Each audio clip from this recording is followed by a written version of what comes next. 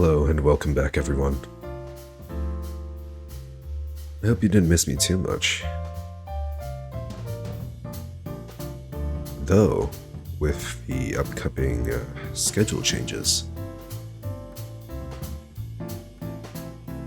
perhaps a feeling it won't be as strong. Because I do plan on streaming on Sundays, Wednesdays, and Thursdays now, instead of Sundays, Tuesdays, and Wednesdays. So, like, the gaps between my stream days aren't as big. It's a bit more consistent throughout the week. Anyway, it's time for Dual Destinies. Oh, not there. There we go. To get used to switching to this scene. All right. Well, last stream was really short because I was really tired. But today I'm feeling not as tired, hopefully. Yeah, I am starting late though, and for that I apologize.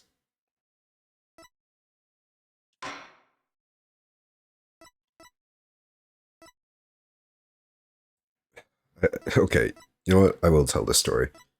I spent way longer than I should have cleaning mold from my living space.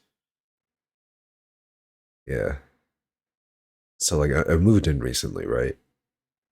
And there's just like mold. Well, not everywhere, but when you find it, more just starts popping up. And when you try to clean it, every time you wipe, more mold just like shows up. It's gross. Anyway, I cleaned it all up. So hopefully everything is mold free, but with my luck, I'll find another colony in the morning. Alright, anyway, it's trial time.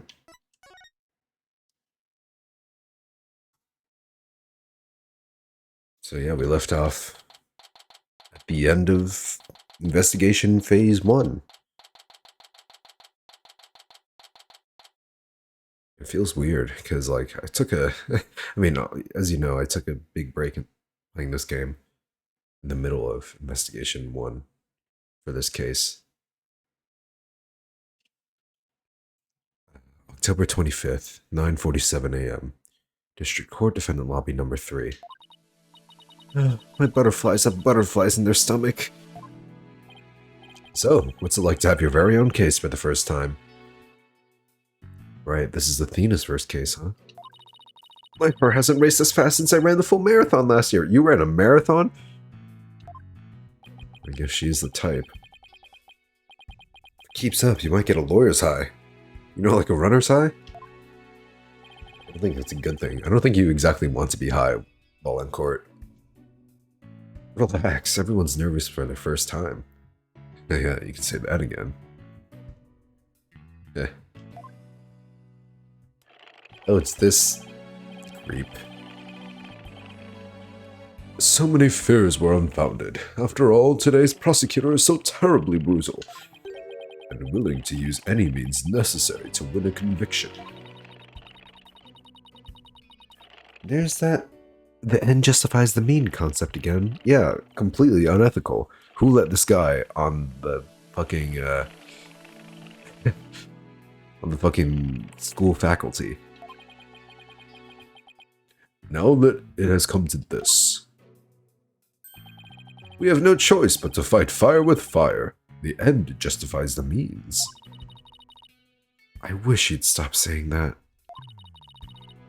That's your method, Professor. I'm going to defend Juniper in my own way. But, Miss Psyches, just yesterday you told me. As a lawyer, what is it that you treasure beyond all else? That's easy. That's any... Is that a... That's a typo. That's an easy one, Professor. Seeking justice for my clients. But this trial proceeds in the same manner and ends in the same way as the mock trial. Stop smiling at me like that, please. Would you not lose everything you've worked so hard to gain? Well, I'll just have to make sure that doesn't happen then, won't I? My, but aren't you a stubborn one? Well, I suppose you'll have to learn of your own inefficacy the hard way. The way this guy is just like...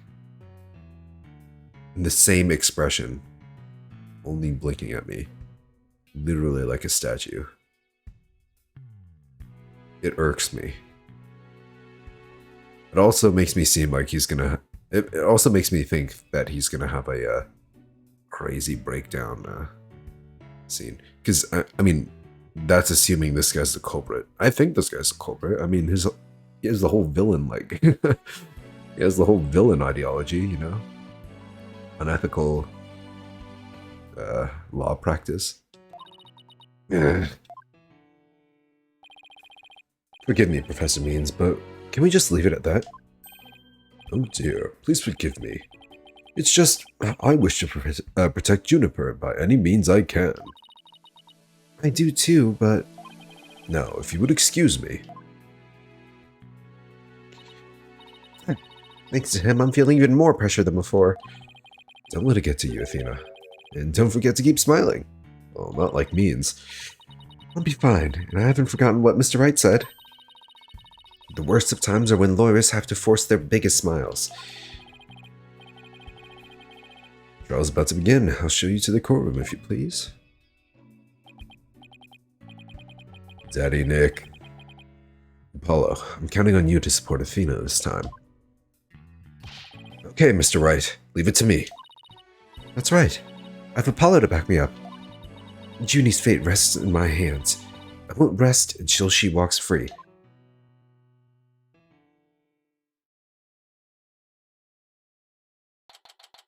October 25th, 10 o'clock a.m. Courtroom number 4. Day 1. All rise, baby. Court is now in session for the trial of Juniper Woods. Athena Psyche's defense team leader is ready, Your Honor. That didn't sound very confident. You sure you're okay? I'll be fine. Your baldness. Oh, is this guy... This guy's not in jail yet, is he? Because this technically is a flashback. I know. As usual, you want me to deliver the opening statement. Oh, he is still in chains. This case is crystal clear. I see no need to explicate it any further. That threw me for a loop for a second there. It's not a hard word, it's just... I don't know. I'm bad. I can read. Now, summon the witness. I do remember this guy's British, though. Even after my long break, I do remember. Is something the matter? Please do share your baldness. Whatever gave you that idea? Bailiff, please call our first witness. And now we don't even get an opening statement. Oh, it's this fucker again. Does anyone like this guy? Detective Fulbright, he and Prosecutor Blackwell have become quite the team.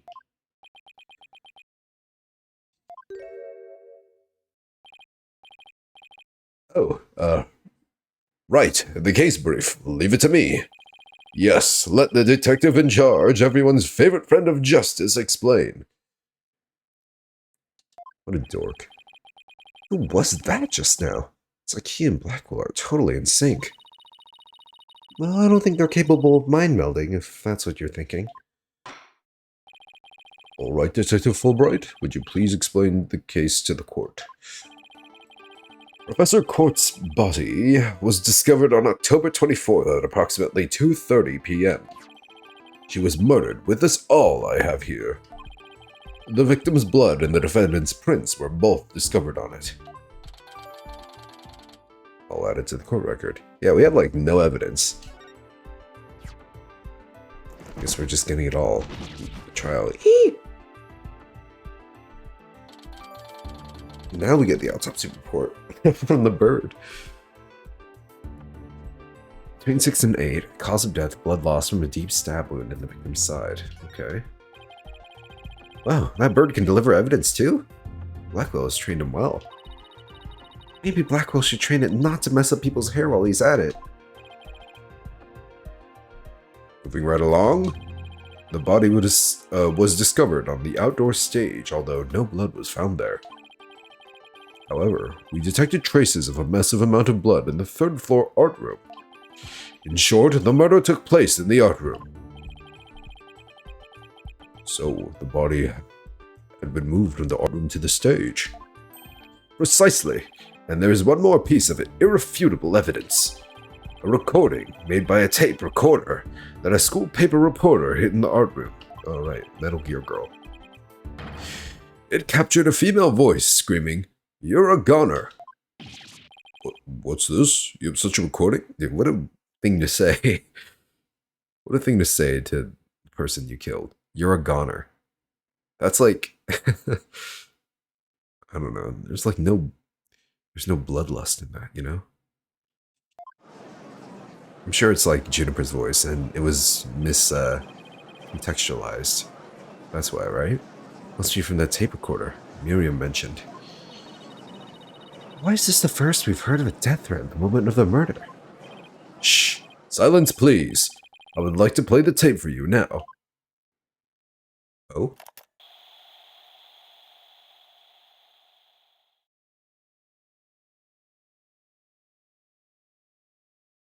You're a goner.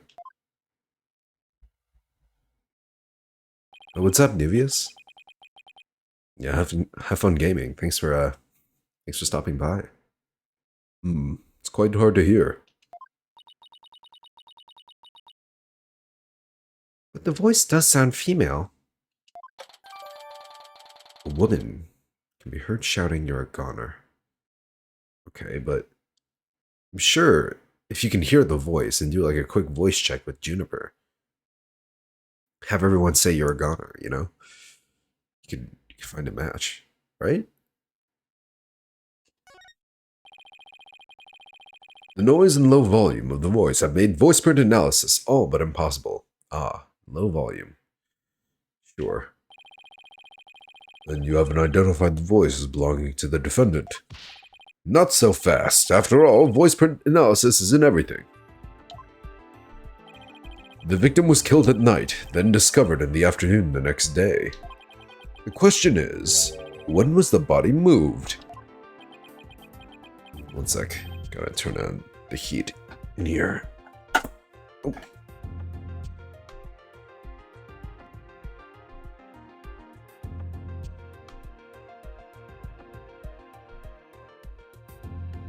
Alright. Oh, I know. Could have been moved in the middle of the night when no one was around. Sorry, but no. The campus was full of students that morning. However, no one reported seeing a body. That means the body was moved sometime before the mock trial when all the students and faculty were gathered in the lecture hall and the rest of the campus was empty. It was during this time Hugh O'Connor, one of the mock trial participants, found the body. So the prosecution heard about Hugh seeing the body.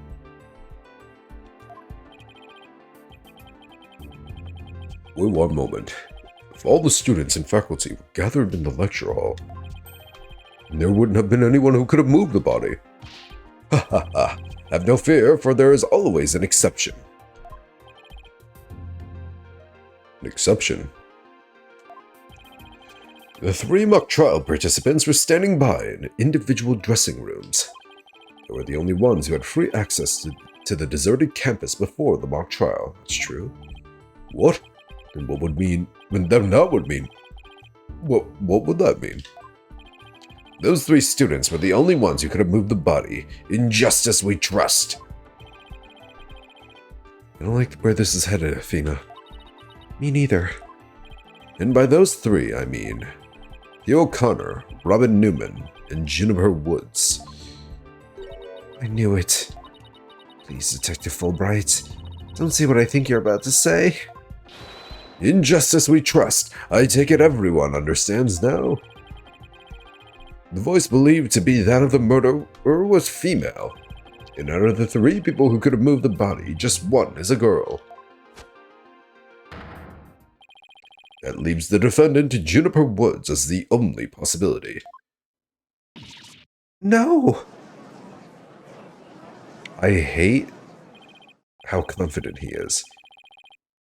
You know, Gumshoe had the same role as this guy, right? But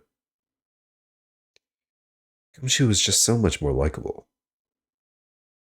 Fulbright, he's stupid, but he's confident in himself, fully. Gumshoe is, like, kind of, I mean, he was confident at times, but he wasn't always 100% sure.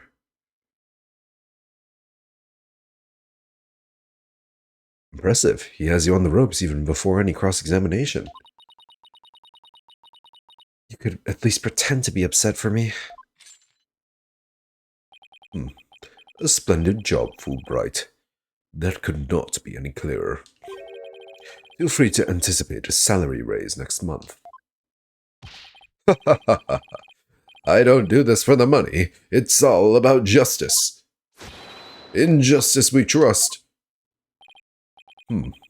Not only a half-wit, but a perennial stick in the mud you are.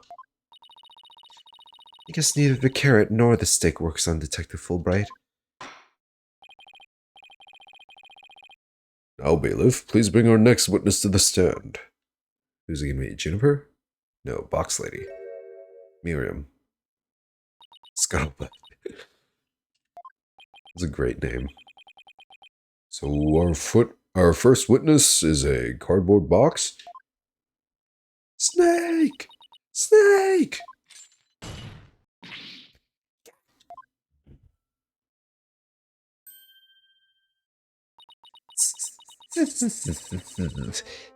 Mode deactivated. Oh my, the box has hands. Smile, Your Honor.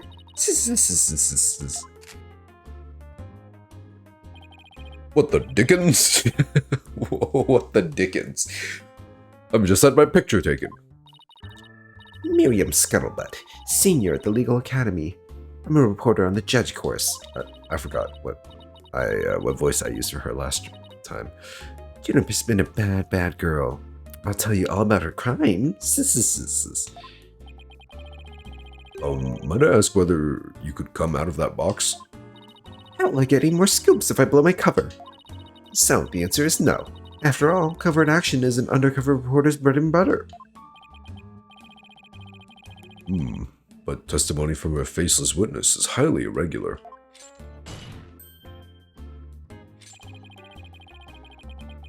A former ninja I met in the clink said that exposing those who work in the shadows is to pass the death sentence upon them. Oh my, I never thought of it that way. Very well. If it would spare life, I'll make a special exception this time. Why? But why? Former ninja in prison? Holy Shinto! How can the judge believe this load of crock? Yeah, ninja. I mean, I don't know, Blackwell thinks he's a samurai. I don't know if he actually is one.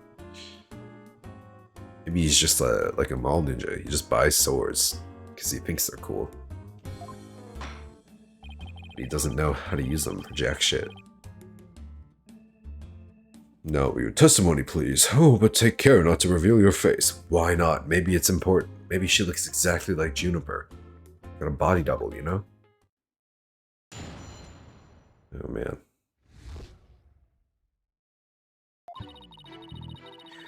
The murder happened exactly like Juniper's mock trial script. Up until the mock trial began, only Professor Cord and Juniper knew the script's content. But Professor Cord's sudden decision not to use the script sparked Juniper's murderous rage. Juniper has to be the killer. She has a motive and the murderer is just like her script. Wait. Hold on a moment.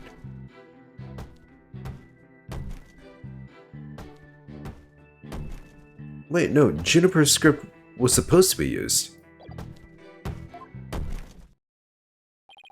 That one was the one... Yeah, that one was the one that was selected. Ah, Miriam. Slipping up so easily.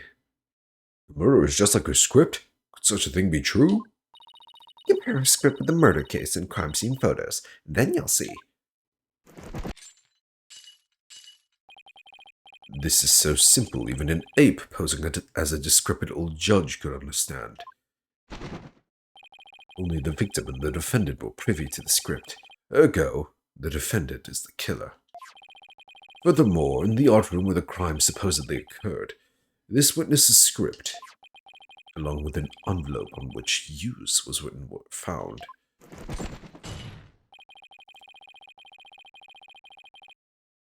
This proves that the accused's script had been rejected the day before the mock trial. Wait, use? No, use means use it, not reject it. What?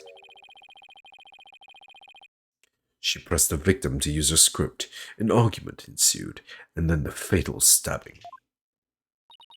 Oh, that makes perfect sense. What now? No, that does not make perfect sense. Prosecutor Blackwell has all his ducks lined up in a row. He's really on a roll now. He's like a pit bull once it sinks its teeth into you. Dare she? My script had it all. A bum rap and phony evidence. Grudges and betrayals. I trust the defense is ready to cross-examine the witness. No problem. I mean, yes, I'm ready. I think. Time to find a hole in her testimony and unbox the truth. But I've seen it done over and over. I know I can do this. All right.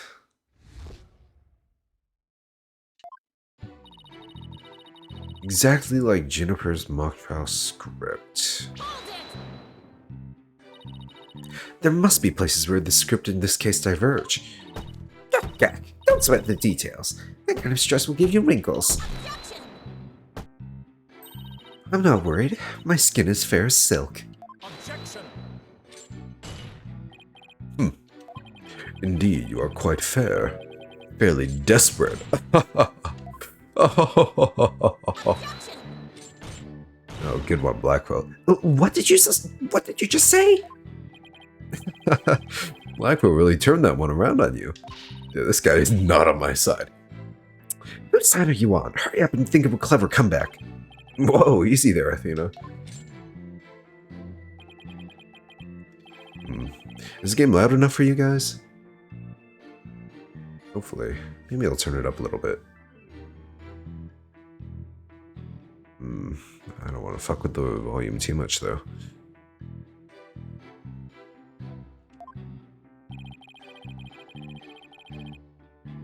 Well, if no one says anything, it should be fine, right? The one the stage hadn't yet been erected in the mock trial script. And in the actual case, there were signs indicating the victim's wrist had been bound.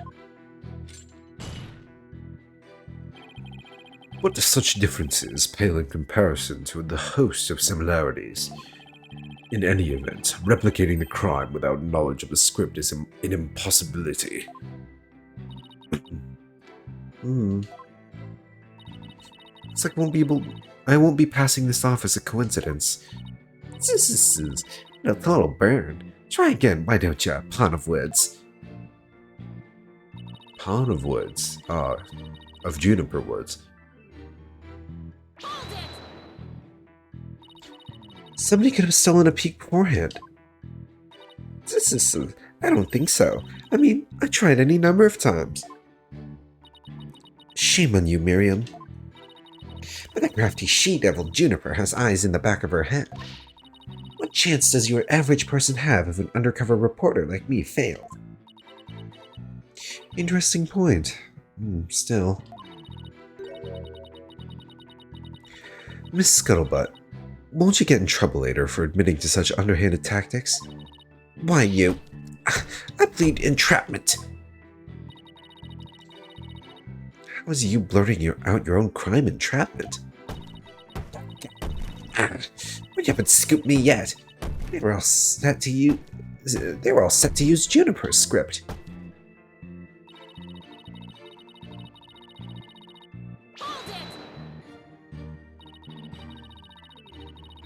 How did you know that Professor Cord wasn't going to use her script?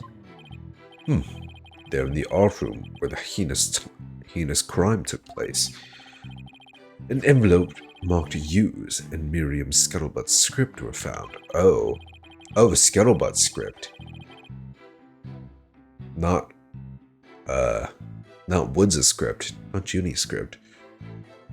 I see. Evidently, the script that was going to be used belonged to the girl in the box over there. It's only natural that my script will be accepted and hers rejected. I introduced all sorts of brand new concepts, including bribery and fake evidence. It was a cutting-edge script portraying a courtroom battle in the dark age of the law. I can't help but feel Professor Cord went out of her way not to use it. Juniper, she used some devious, underhanded tactics to get her script chosen.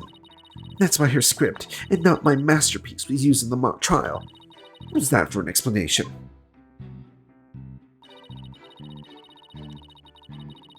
She has a motive, and the murderer is just like her script. Anyone who saw the mock trial could have recreated the crime.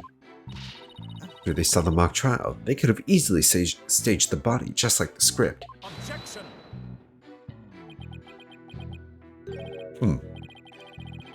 Where is the trial which pits Hawk against Canary?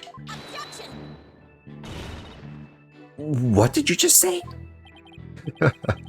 If he's so weary, you should try thing less. I bet that saves some energy. This is no time for jokes, Apollo. You just called me a canary. Don't let him get to you. At least canaries pick up on things quickly, just like you. I shan't repeat myself, so listen carefully. Psyche's Dono. Hugh O'Connor discovered the body before the mock trial even began. How could one stage the body as it is in the script before anyone knew its contents? Yeah, that's right. You've fathomed the intricacies that go into staging a crime scene. No, I think not. You have the rudimentary mind of an elementary school child. Elementary school? Reporter's testimony throws attorney Athena Psyches for a loop. The perfect caption. How marvelous. A photo in the newspaper is just the thing to boost your brand. Wow, everyone's against me. In a school paper? Seriously? I believe you pressed the witness more than enough, Miss Psyches. Well, shit. Well, turns out my my original rebuttal was just wrong because I forgot that it was Miriam's script in the use folder. Take it now, and in that fair, desperate mind of yours, itch it deep so that you may never forget. No, no! Even my arguments get thrown back in my face. It wasn't supposed to be like this. Oh, is it Athena mind break time? What am I going to do? Athena, you should just about have all the answers you've been looking for now. Huh? Think about it this way. If the killer knew the details of the mock trial, would they really commit the crime in the exact same way? I don't follow. Try to place yourself in the killer's shoes. I bet you'll discover an inconsistency if you do. I get it. Thanks, Apollo. Miss Scuttlebutt, just so we're clear, you're claiming that the killer intentionally made the crime scene look just as it was in the script, and that it is beyond the shadow of a doubt, not a coincidence. Is that correct? No, duh. After all, it's just more evidence of Juniper's evil she-devil ways.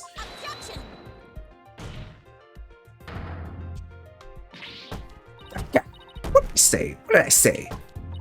Our client made the crime scene look just like the script, something known only to her?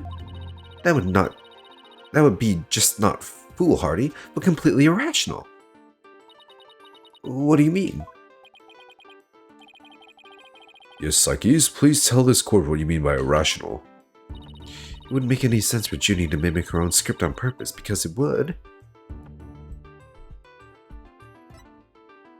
make her the culprit, not be possible, mean leaking the script. Okay, it's not the top one. Make her the culprit. Well, if she was the culprit, then she would already be the culprit, so no. Let's check her court record. It would be impossible, it said, huh? Do we have a script copy? Script. Arrow found in the quad. Murder weapon was an awl. The arrow was inserted as a ruse. The actual murder scene was the art room, where traces of blood were found on the floor. The art room. The body was dropped from the 3rd floor art room to the maintenance area below. A mat was laid out to cushion the fall. A ball cart from the storehouse was then moved to the body for storage. The archery club's room has a good view of the quad. Ah, okay, so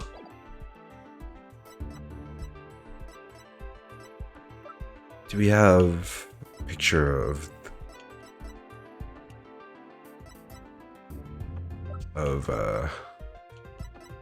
body? No? Okay, so the arrow was in the victim's side, right? And then we found the awl was found. Blood was found on it, along with Junie's fingerprints. Oh boy. Am I missing something?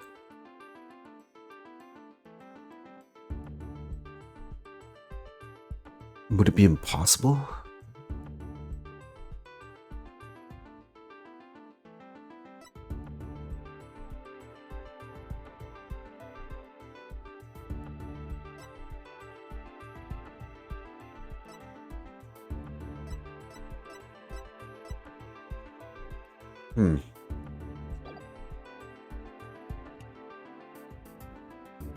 Not really sure.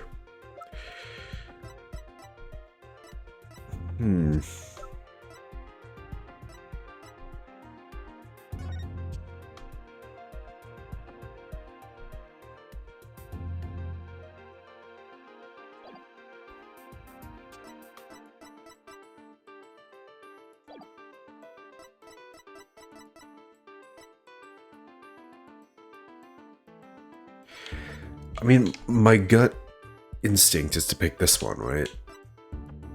Because obviously, if she does it in a way that mimics her own script, it would be too obvious that she would be the murderer. The murder scene was the same as it was in the mock trial script. That in and of itself is irrational. Yeah, what's wrong with them being the same? Yes, Miss Psyches, care to explain what you mean? Okay, let's say for argument's sake that Miss Woods is the killer. If so, then what reason would she have to intentionally make the actual murder mimic her own script?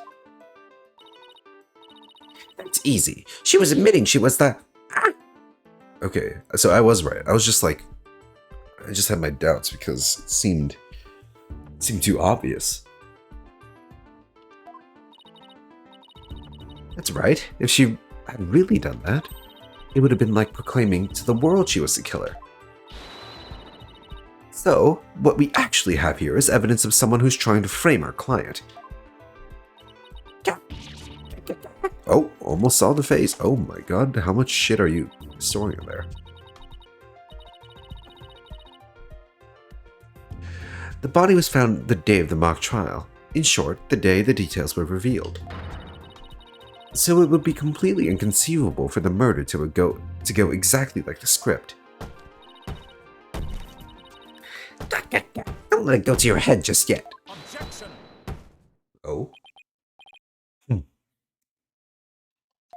You and your humps again. It would seem Justice Dono's comrade-in-arms has finally drawn her sword. However, the blade is dull, and it shall remain so until you master its use. Enough with the stupid sword metaphors already. There's a perfectly good reason for the inconsistency of which you speak. Reason? What reason? Must I spell out everything? You are what people today call high maintenance. Ouch. The accuser had intended to stop the mock trial, and in that event, nary a soul would have been the wiser to the similarities of the case and script. No, the mock trial was only stopped after the body was accidentally discovered. Our witness here had also discovered the body.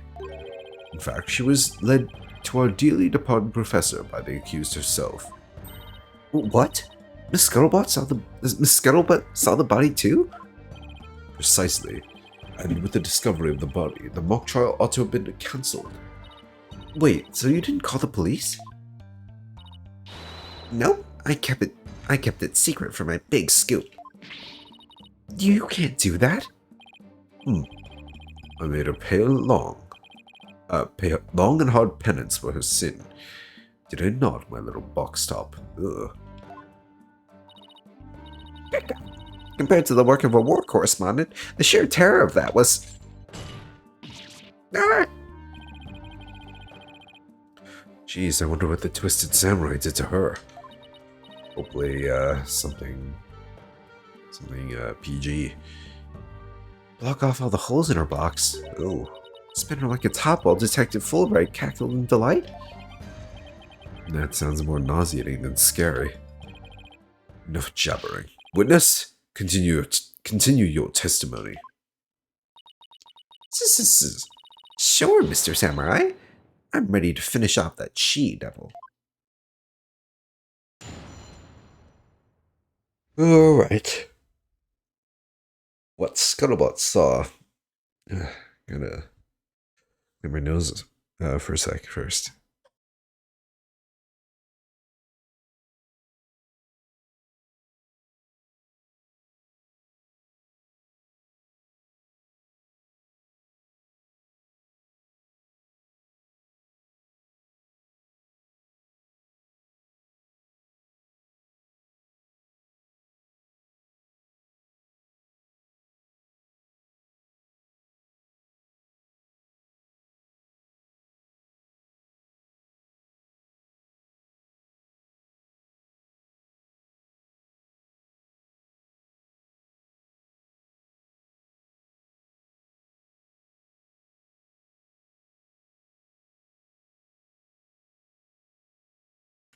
Yo. Gonna take a quick drink too.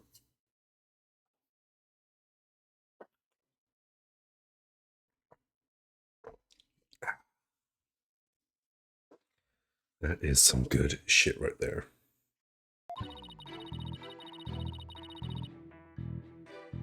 I snuck into Juniper's dressing room while everyone was in the lecture hall.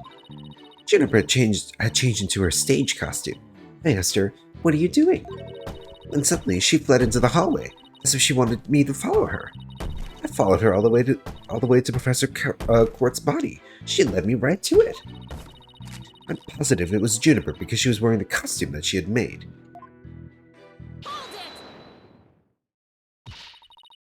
Why did you withhold such key testimony?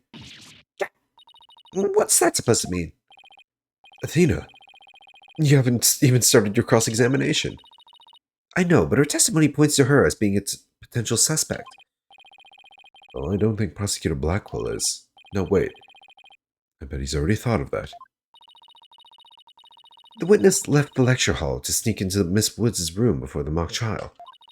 That means she, too, could have moved the victim's body.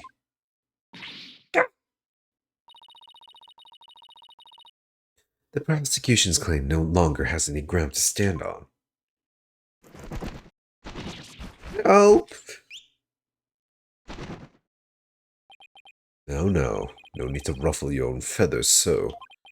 When you squeak like a little brat, it agitates Taka. You want him to peck your eyes out. No thanks. You listen here. The witness has a perfectly good alibi. Oh yeah, I do. Around the estimated time of death, I was at undercover reporter class. It's right near my home. What? Undercover reporter class? The proverbial rug has been pulled from under you. The witness could not be the killer. The defense must look before leaping, or at least make sure the rug's secured to the floor. I tried to warn you. Oh. Well, there ends the cross-examination. Let's allow the witness to step down. Huh? No, wait a minute. The defense has no right to cross-examine the witness after that little spectacle.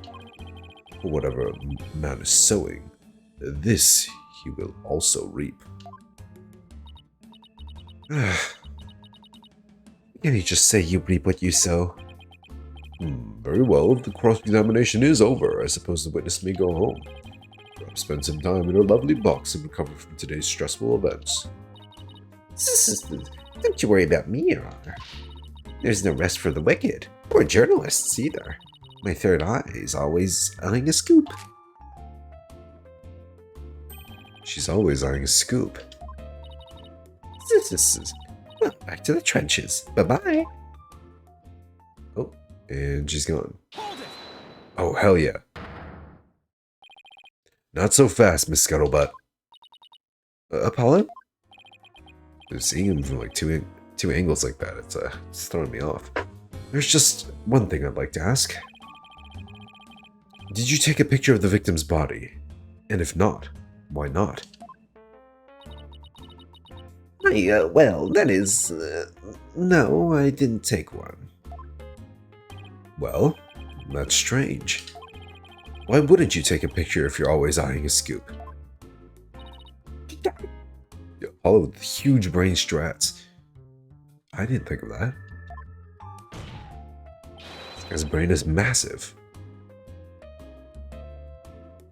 It's that 5 head of his, you know, her forehead, as Clavier would say. Did you or didn't you really see the victim's body? It's not like I, actually saw it, but, What the devil? Did you hear that, Your Honor? The witness didn't actually see the body. That completely overturns the prosecution's claim that the witness was led to it. Justice, Dono! You dare bear steel at me again?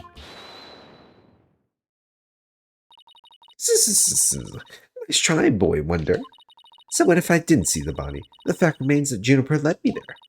Feast your eyes on this. Who exactly am I looking at here? It's a crucial moment forever frozen in time by my third eye.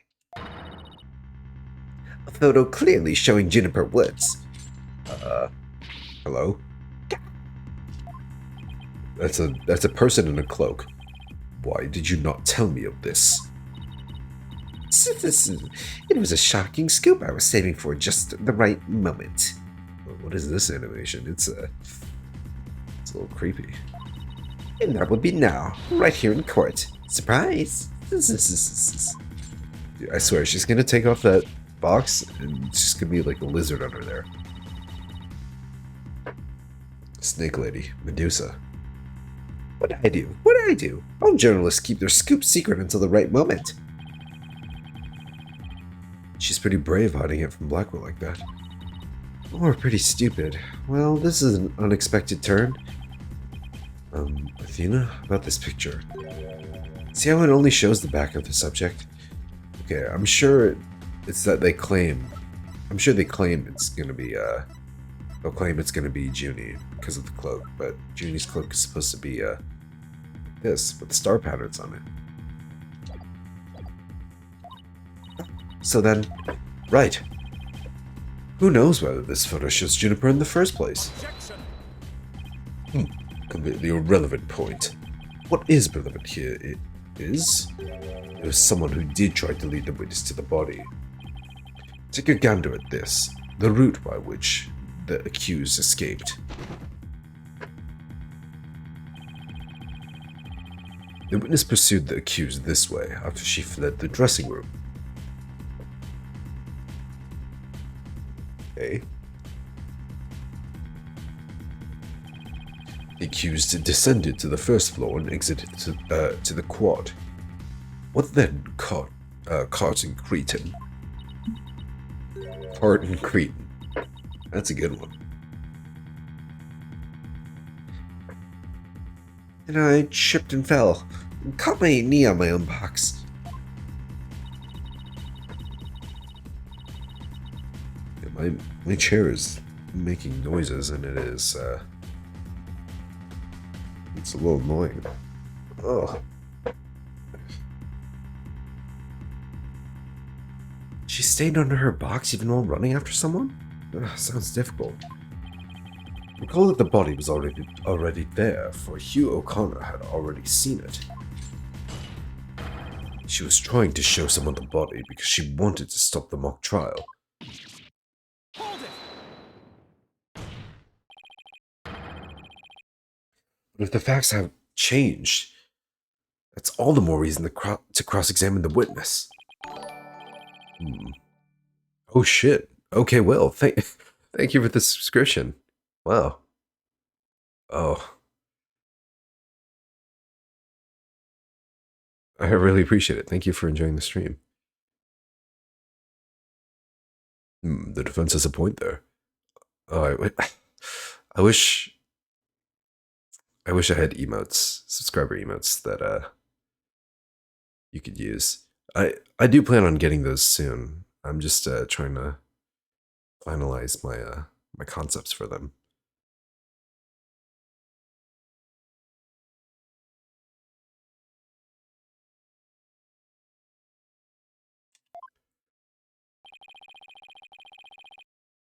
Very well, you may proceed with your cross-examination. It seems Justice Dono has saved your pretty little hide, Missy. For now, at least. Whew. Guess I pulled that off somehow. Nice.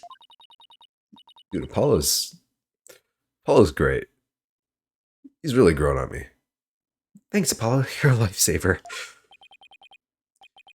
Fine, you're a lifesaver. Incidentally, my compliments to the witness for her very fine box. It's primo cardboard, lovingly selected from among many. Primo cardboard. Tell another lie or hide another fact from me. Thank you for the kind words. Okay, Will. I'll just call you Will.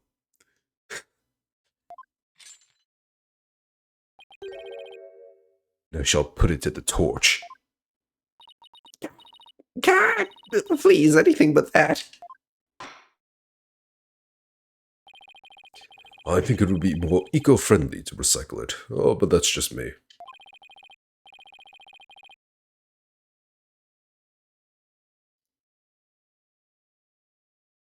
All right, Miss Psyches, you may cross-examine the witness.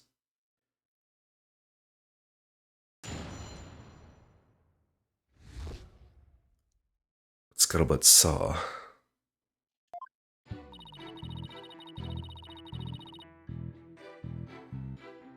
Snuck into Juniper's dressing room while everyone was in the lecture hall. Yes. You said you snuck in, but why would you do something like that? So I got a big scoop on Juniper. Club membership would go through the roof. Right now, the newspaper club only has one member. Me. The club's history once I'm gone. Wow, a newspaper club with only one member? That's sad. Usually those clubs are like super popular, aren't they? You need staff to work on it. This guy must be a super loser if she has no one else working with her. Yikes. I guess that box isn't really helping her. So, the famous Herald's brand recognition is a matter of life and death.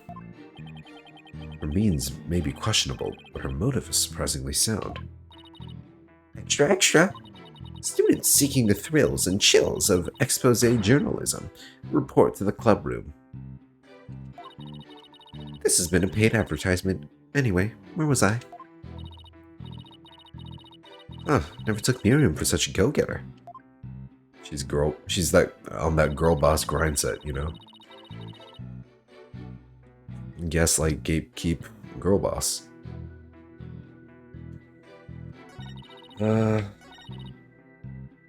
Stage costume. Why would she change into that costume? The mock trial was about to begin. Come back now. But if you don't believe me, take a look at this photo. It's not her costume, it's the wrong one. Clearly. I captured this critical moment like the gonzo journalistic pro that I am. But this only shows the back of whoever was fleeing. You expect me to shoot her face when she's running away from me? I guess you're right, but this doesn't seem to be getting me anywhere. At any rate, as this photo shows, Juniper was in her stage costume.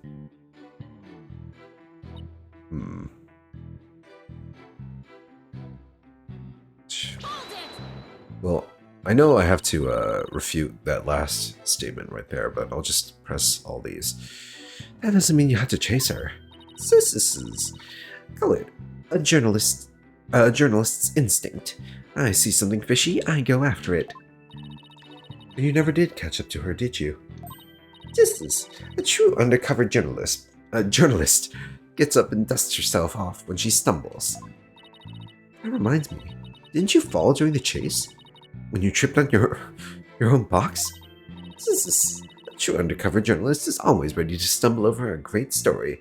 Wow, good save. Sure, a lot of holes in your story. Or is that just the scuttlebutt brand of journalism? True undercover journalist always prevails against her adversaries. Alright, followed her all the way to Professor Quartz's body. Should let me right to it. What would our client have to gain from leading you there? The accused had employed a self-penned script as a manual for murder. Ergo, she had to stop the mock trial before the script's details became public. And that accounts for her desperate attempt to lead a cartoon cretin here to the body.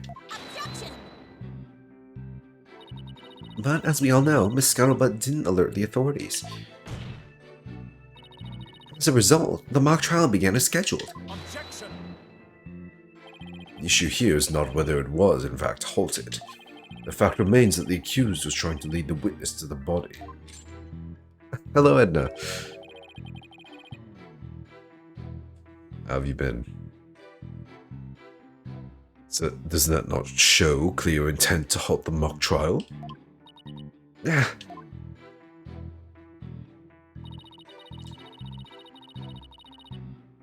Positive it was Juniper because she's wearing the costume she had made. Okay, so I refute this one. I guess I'll just present here.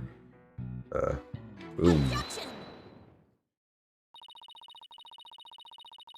Miss Scuttlebutt's sole basis for identifying your client as the figure in the photo is in fact that it shows someone in Miss Woods' stage costume. Well, it is Juniper's costume, so that must be Juniper in it. It's clear cut. No, that's where you're completely mistaken. What?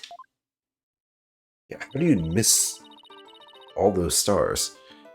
This is a design drawing of our client's stage costume. Oh my, what a wonderful creation. The constellations are extraordinary. I'm glad you noticed, because the stars are precisely what's important here. In the drawing, there are constellations all over the outside of the costume. But there's not a single star on the costume in the photo. Oh, that means, what exactly? Your Honor, there were no other blue costumes at the scene. which leads me to believe that the figure in the photo is wearing our client's costume inside out. Oh, inside out, huh? Makes sense. But why would Miss Woods make a mistake like that? Because it's not Miss Woods. Well, it's not really a matter of why, but rather who made the mistake of putting it on inside out. Wait, you're not suggesting... That's right. I'm glad you're catching on. The costume's designer wouldn't put her own costume on inside out.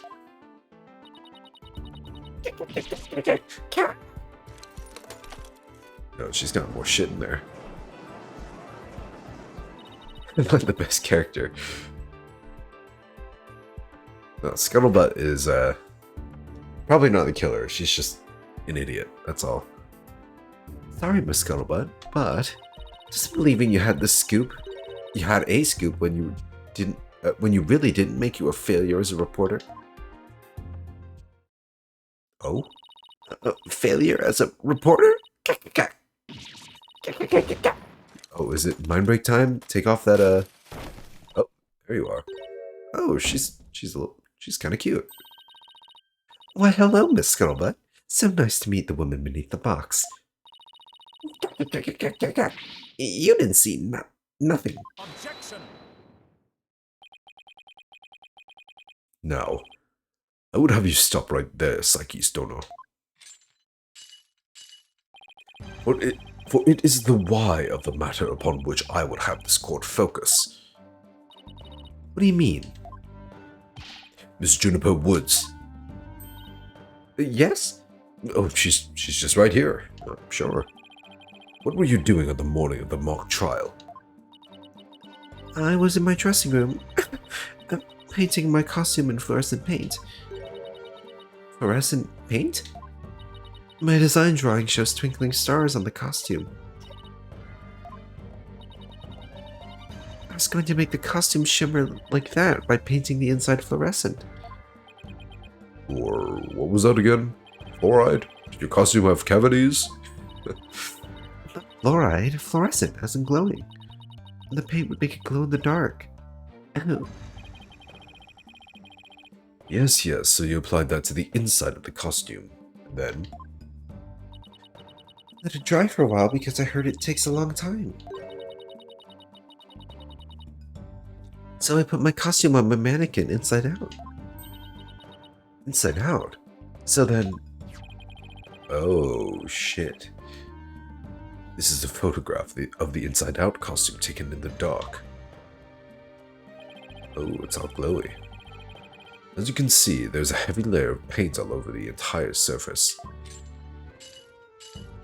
If someone were to properly don this costume in this state, the wet paint would get all over their body. Why, yes, I believe it would. Indeed, ergo, the costume was worn the way it was, not by anyone's mistake. But because this is the way it was on the mannequin, inside out. I like when he slams on the table, you can see the bird, like, you can see the bird getting shocked for a bit. The eyes are, like, wide open. This is a great reaction. Really great expression. Athena, figures you would have a photo. Did we just fall into his trap? Yeah, I bet Blackwell had it all planned out. Still, I think you should give this photo a nice long look. Oh, please tell me you found something that doesn't add up. Alright, well, we'll do what he says. A nice long look, huh? Oh, well, it's got things on the side. Like around the chest area, like where the boobs are.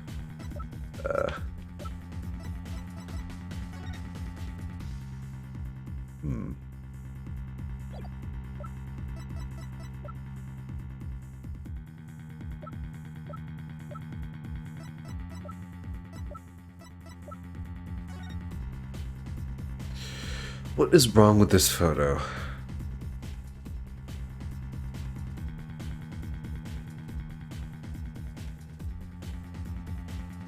I can't tell. Not now, at least.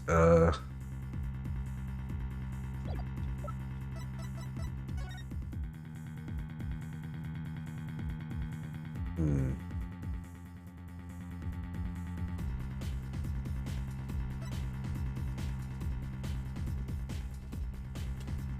Paint inside the costume with fluorescent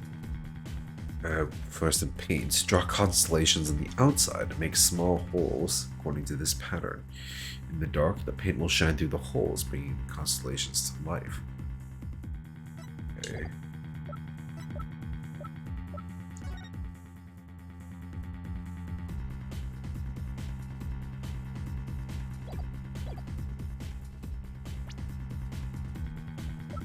What are those marks? Are those handprints? It looks like a handprint. I thought it was like a cloud, but no, it looks... See, on the right side, you can see like part of the... What do you call it? Like the heel of the palm? And then you see the thumb.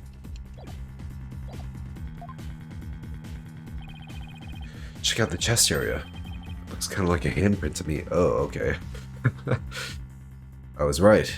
But also, I could have just advanced the text by like a couple text boxes to get my answer for me. Hey, you're right. But Junie would know better than to touch it while the paint was still wet. Objection! I believe the term to describe your thought process is wishful thinking. After all, if master painters make mistakes, why not a rank amateur such as the accused? Objection! So basically, you're saying my claim requires evidence to back it up? Evidence? That shouldn't be a problem, right? After all, you've come this far. Just because I've come this far doesn't mean I've thought everything through, though. What? You mean you've just been bluffing? Hey, what did you expect me to do? I'm sick of listening to this guy. Hey, Nick does it all the time, okay?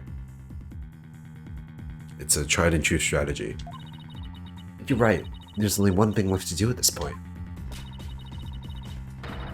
And that's to present some evidence. Pronto. Showdown, is it? I gladly accept. The fluorescent paint must have stuck to the hands of whoever touched the costume. That paint should glow in dark places. So I just need to carefully check every last piece of evidence. Glow in the dark handprints, huh?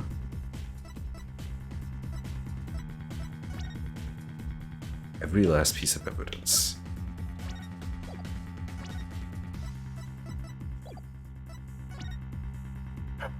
Oh, there we go. Fucking Robin. Glow in the dark hands. I didn't even notice that.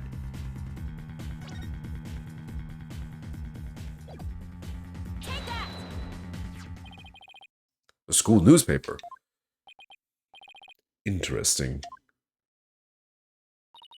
Take a look at the photo where the lights are dimmed and the spotlight is on Miss Woods.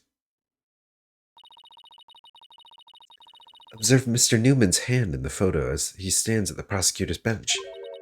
As you can see, it's glowing, just like Miss Woods' fluorescent paint. It's glowing. Quite brightly, I might add.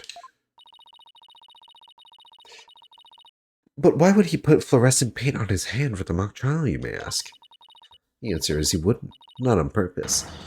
It got there when he put the costume on. Oh shit, banger alert.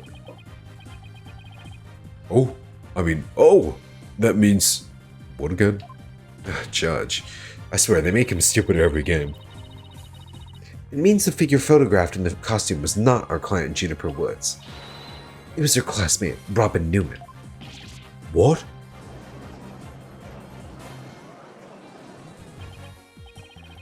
To think you were actually able to prove that. Well, you never know what's going to happen next. That's the thrill of the courtroom. So then, does that mean that Robin is our man? I don't think so. Well, that's certainly how it looks. Very well, Robin Newman it is. He's here in the gallery, I trust. Show yourself. I challenge you to a duel. Oh fuck. A duel to the death. Oh, he's sweating. Will the witness please state his name and occupation?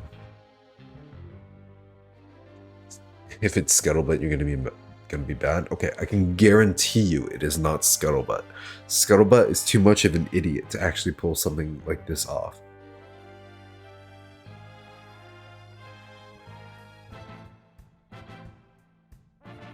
Scuttlebutt is the only member of her newspaper club. The fucking newspaper club, like the one club that has 1 billion members at every school.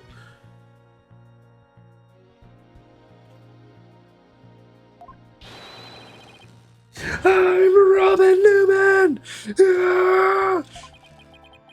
I want to become a great artist! I practice day and night! Yeah!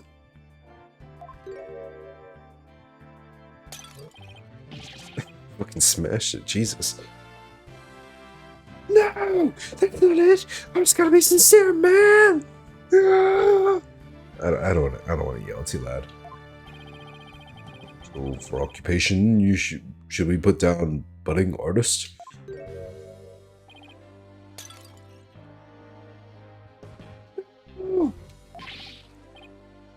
Famous Legal Academy, Senior Prosecutor course. This brace is proof of my masculinity. I've been training to be a prosecutor for 18 years. I assume you will be cleaning up the pottery you smashed before you leave today. Ah, oh man! Ah, ah. Seems the witness has finally settled down. I guess nothing faces the judge after all these years.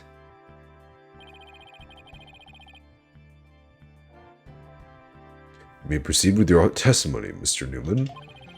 Specifically, the court wishes to hear why you had fluorescent paint on your hand.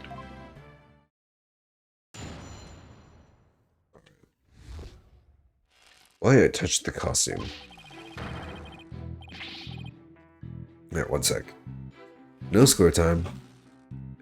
Send it to jail already.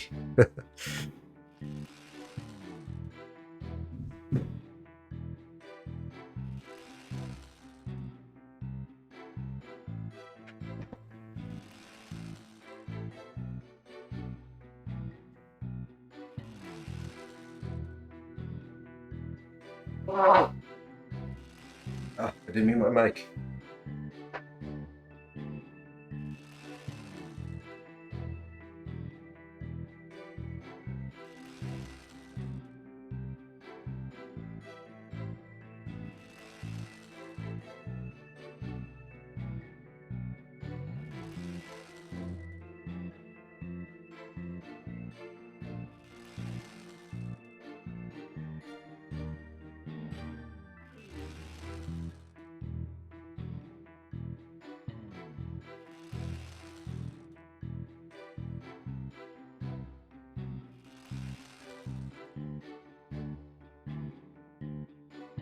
Alright.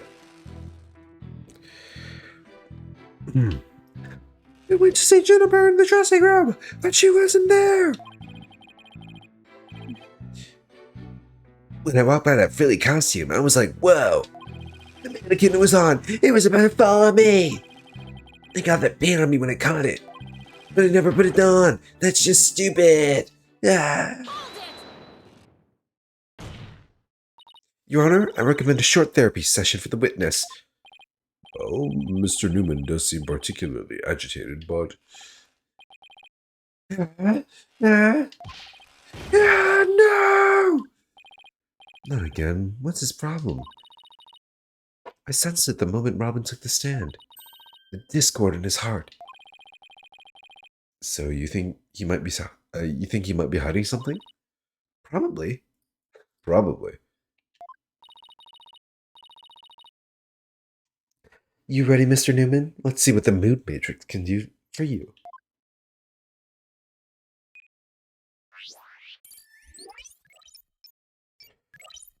Go gadget, mood detector.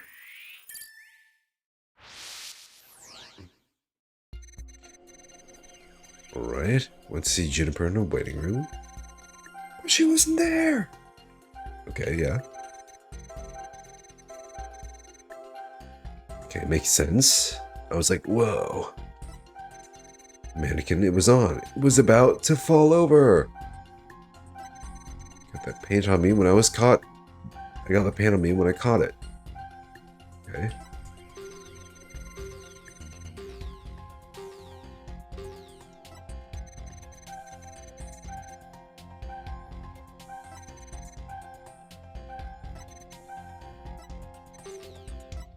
Hmm. You have to catch the mannequin as it suddenly started to fall over? Even I can guess this one. The most natural response would have to be surprise.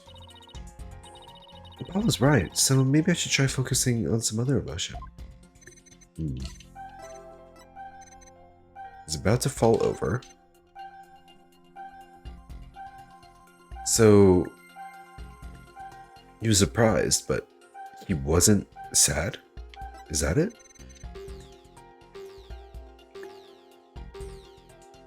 I think that's the one.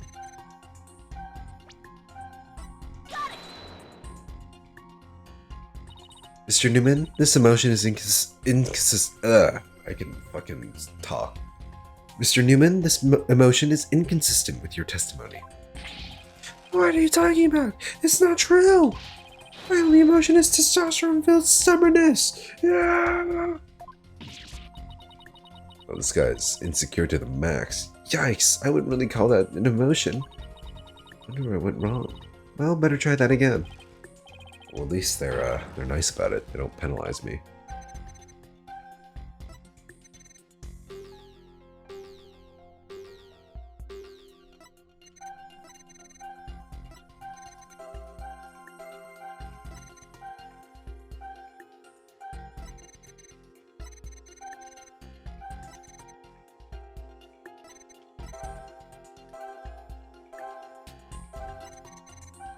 She wasn't there. Well, being surprised makes sense.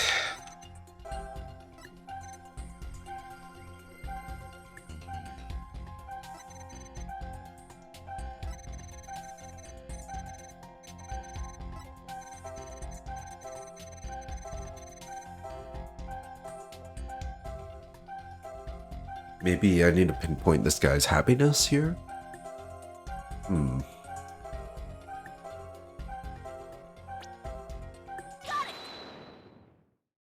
Oh, I actually got it. When you mentioned the stage costume, I sensed a sudden powerful feeling of joy. Would you care to explain, Mr. Newman? Oh. Wait, what? Why would a frilly scarf thing and a long skirt make me feel like that? Wait, really? That's the surprising part? I thought it was obvious. I thought it was obvious he liked him. Or he liked Juniper, right? Huh.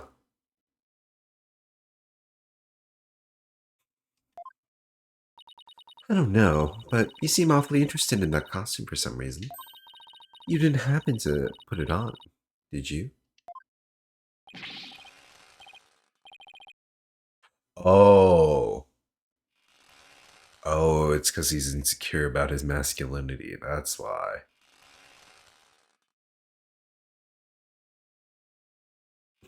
Like, I'd be into that kind of thing. I'm a dude. I'm into braces, not dresses. Yeah. You don't think Robin likes girls' clothes, do you? Hey, nothing wrong with that. Oh, come on, isn't it obvious? You're enjoying this a bit too much, Athena.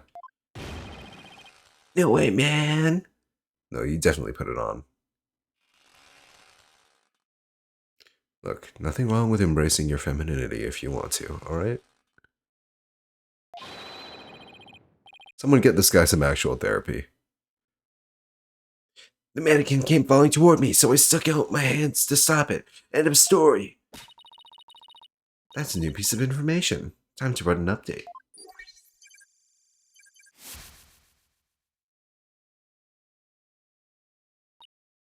Even after that update, something just doesn't feel right here.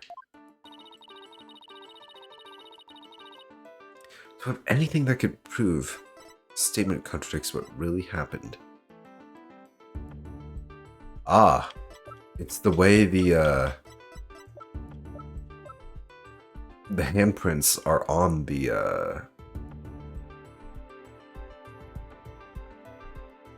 on the photo here.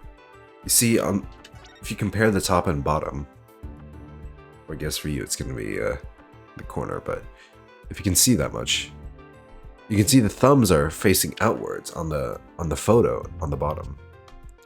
But here on the top, on the recreation, the way he's catching it, it's with his hands out, so his thumb would be there. So then the print wouldn't be like that. So for him to have his thumbs on the cloak like that, he would have to be, I think, reaching. Well, for one, he would have to have the cloak on, right?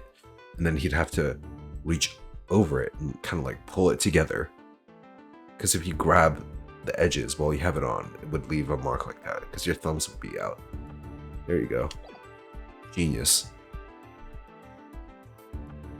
Take that! You said the mannequin came falling toward you, so you stuck your hands out to stop it.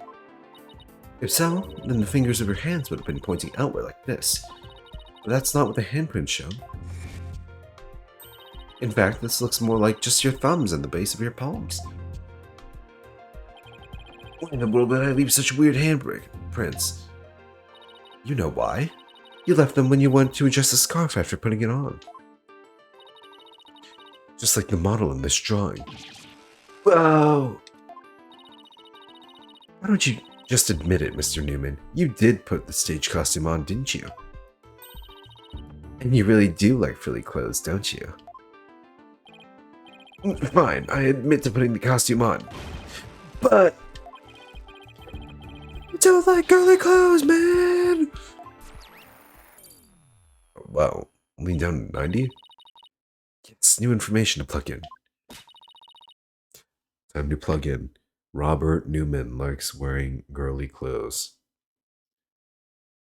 Good for you.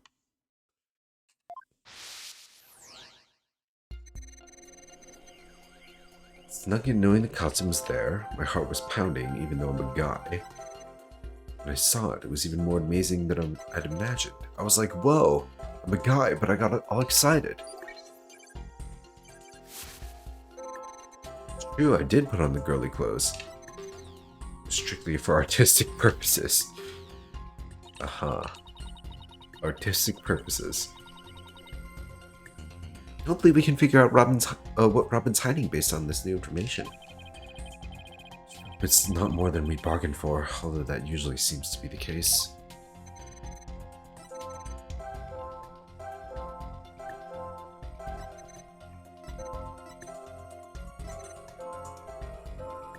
I'm a guy, but I got all excited. It was sad at the same time. Why was he sad?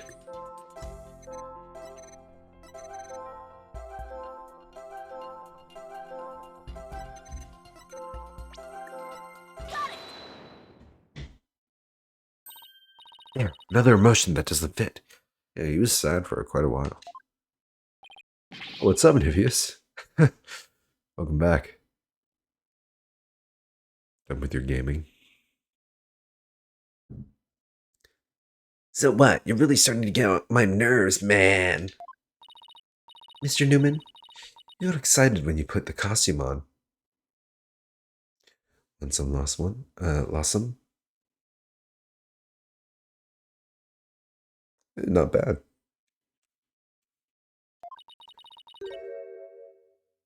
Sometimes when I do when I do like match or like round based games, I go entire sessions without winning a single one, so congrats. You also felt sad.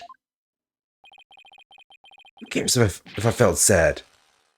It's no big deal. Okay, Mr. Newman, out with it. Why did you feel sad? You're hiding something, aren't you? No! You're not fooling anyone anymore. Now, tell us why you were sad. Okay, fine. If it would be that way, I'll tell you. The reason I felt sad is... No matter how much I dress up, I'll never be as pretty as Juniper. Oh. Well, no offense. For one thing, he's a guy. And a real hothead at that. No, that's not it! I totally own those girly clothes. I should have been totally pretty. Ah. Man, this guy... I feel bad for this guy. He needs a hug. But there's something that keeps getting in my way. Wow, that's a whole lot of anger and raw emotion right there. His heart is crying out in pain. His emotions are out of control. Oh, Niveus.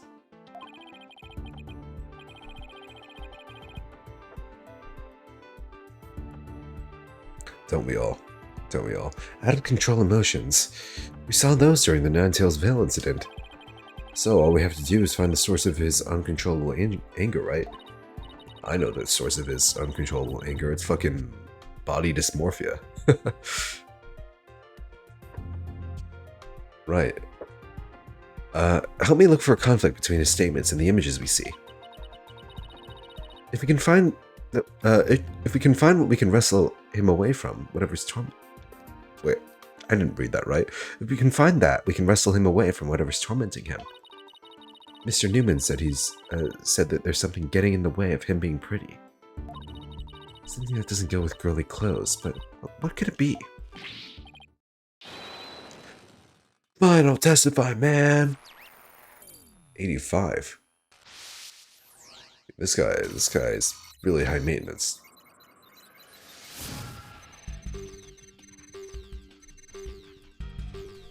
Dude, this guy, he's angry.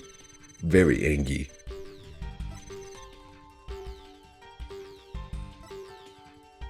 More girly clothes.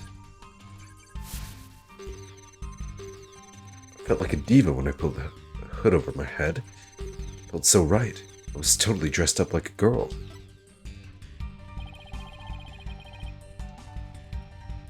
Damn, they're writing trans characters in fucking Phoenix, right? And I don't know what year this came out in. This is like 3DS era. It's impressive. 2013, wow. I guess Ace Attorney has always been kind of a progressive in its like characters, hasn't it? In its writing.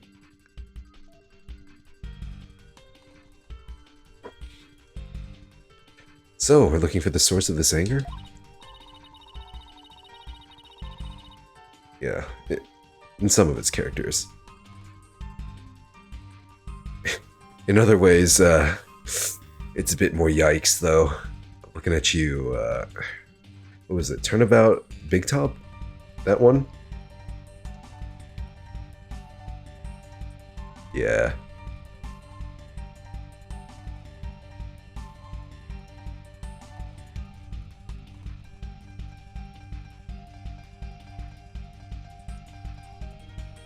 Yeah, Big Top was a big, that's big yikes. Not a fan of the guys in there. Big flop. True and real. Let's compare the images to his testimony. We might find the problem that way. The images to his testimony.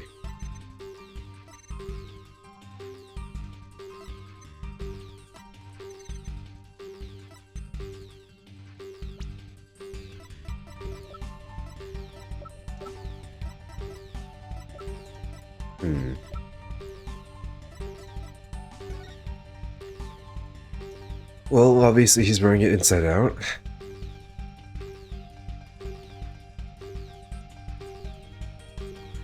What's wrong then? Source of his anger.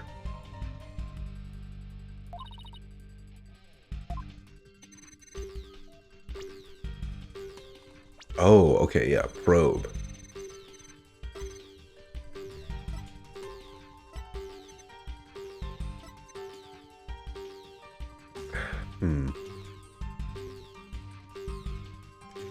Well, if I'm to guess what's causing his anger, it would be his brace.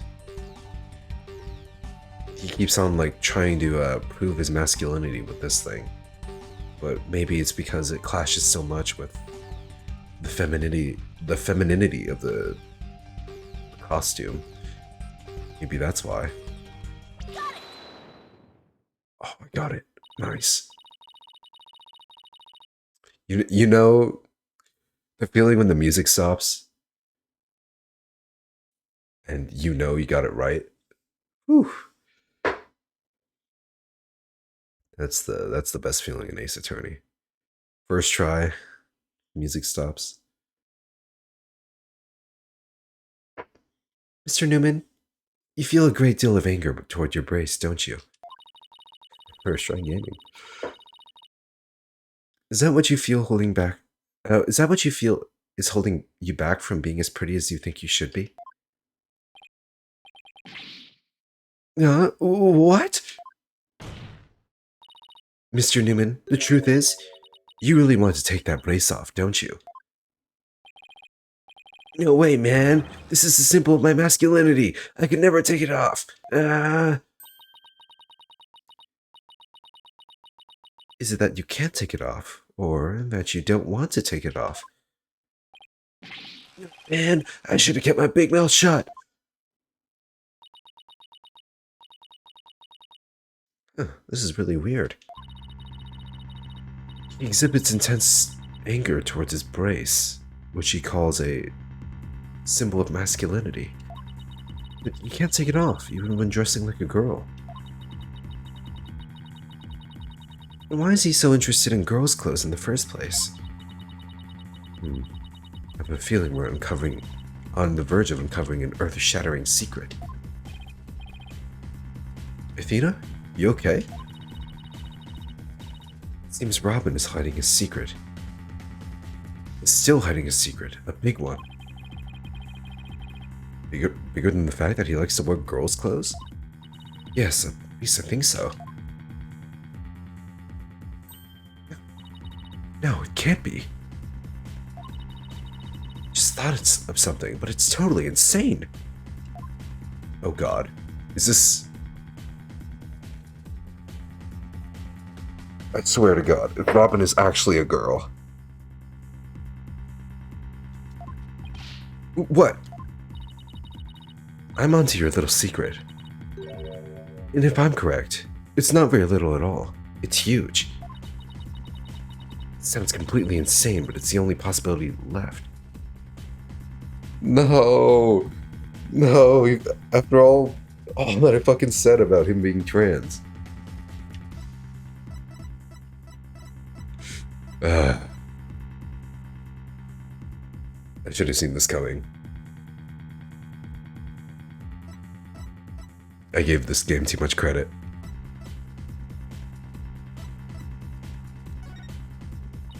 Mr. Newman, or should I say, Miss Newman, you are, and always have been, a girl. What? Have you lost the plot, Athena? No, I'm completely serious. I don't have any direct evidence. But that's what Robin's heart is shouting out, loud and clear.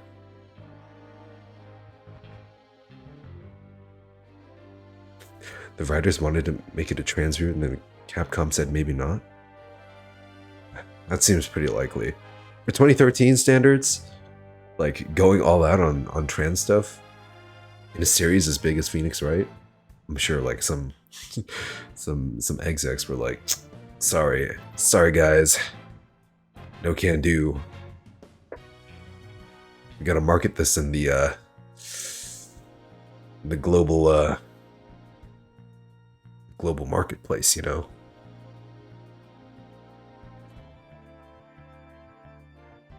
Because honestly, I mean, from the start of the case until, I mean, right before now, all signs pointed to Newman being an egg. But things are not meant to be sometimes.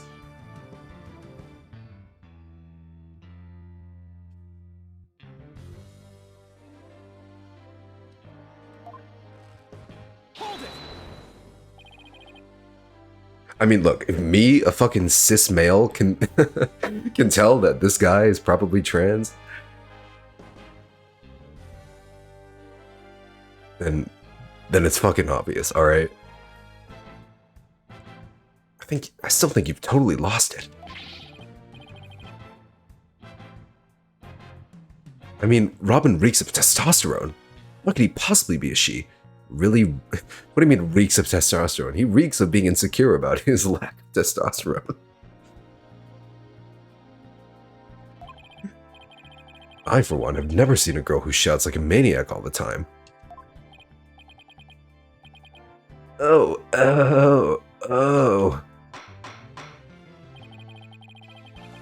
I've seen plenty of witnesses in my day. But if he's a she, then she's the most convincing actress I've ever encountered. Therefore, let me pronounce my verdict. Robert Newman is without question a man. Oh.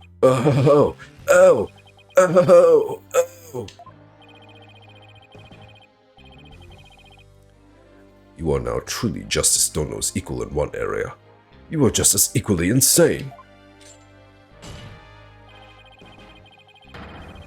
Never in the history of this planet has there been a finer specimen of the masculine spirit. Are you guys all fucking blind? Look at this guy. Jesus Christ. Come on.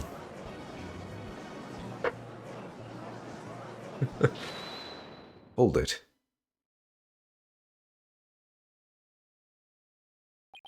Oh. If you guys are done talking about me, I'm...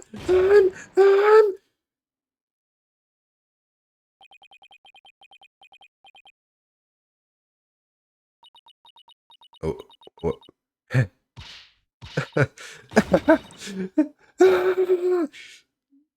How do I laugh?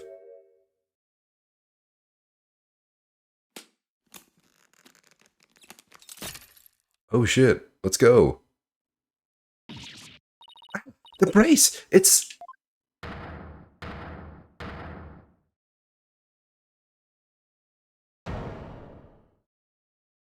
Ooh. Miss Psyches? No, allow me to call you Athena. She's kinda cute.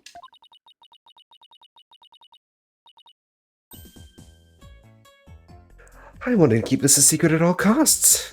But no. No way! Surely this must be some kind of jest. No, it's for real. I'm a girl, body and soul. If you don't believe me, I'll give you a P-E-E-K. As if. What an amazing transformation. Wow. Well, all the discord is gone. The image is now complete.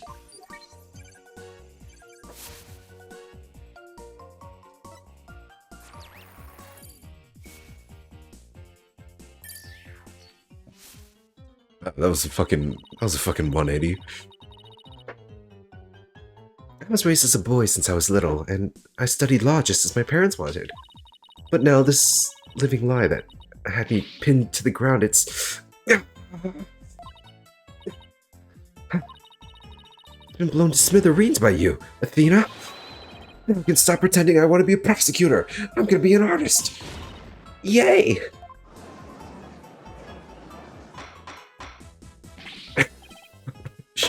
She is a fucking weirdo. What a shocking development. He really did turn out to be a she. Eek! is everyone looking at me like that? I feel like a movie star or something. Where did you pull that out from? And what are her poses? I feel like they're just trying to overcompensate with these animations. They're gonna be like, you get it? She's a girl. Look, she's holding up a glass slipper. Look.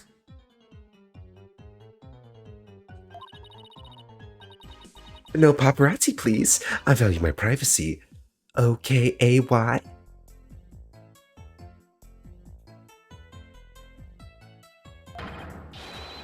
God, no Pixar, you'll regret it, man. Literal Cinderella transformation. Indeed.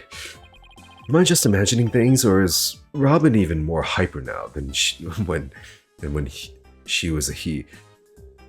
Those braces were literal mental braces. Also, she's gone sicko mode. I don't know. Maybe it's because she finally got her troubles off her chest. Literally. Yeah, she finally let the naturals out.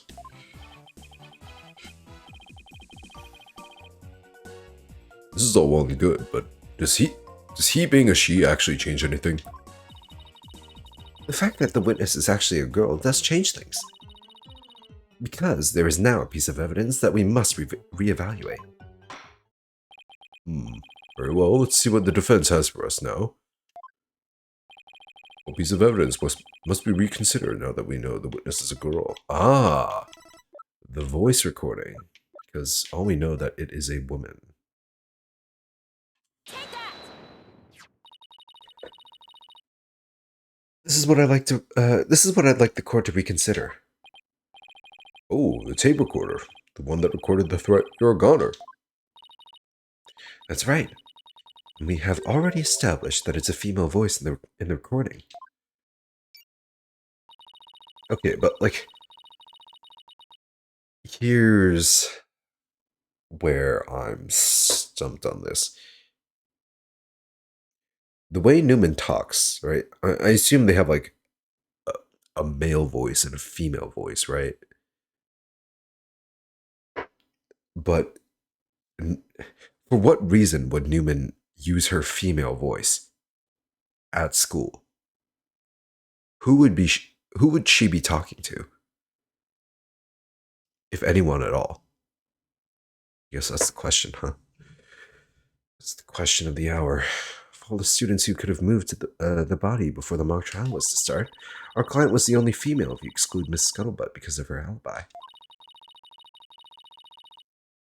And that is why the tape recorder made our client the prime suspect. Oh, so then. That's right. The witness just revealed that she's a girl. Therefore, if we are using the voice in this recording as the basis for hurling accusations, I hope this question of mine gets resolved, because if it doesn't, I have even more questions. Because first of all, I don't know, maybe if Newman does only have one voice she uses, then I guess it's just like very just feminine leaning, or just like boyish, which could be mistaken as a woman's voice. I do not know. this witness must be labeled as a suspect too. Oh, no. Wow. Talking about a sudden turn of events. Is this a new song? Pretty catchy. You've done it. You found a hole in one of the prosecution's key pieces of evidence. Yeah, but wow, that was a lot of work for a single one. Objection! Not so hasty now. You're forgetting that only one person here was privy to the script. Ergo, Miss Juniper Woods is still the prime suspect. Objection!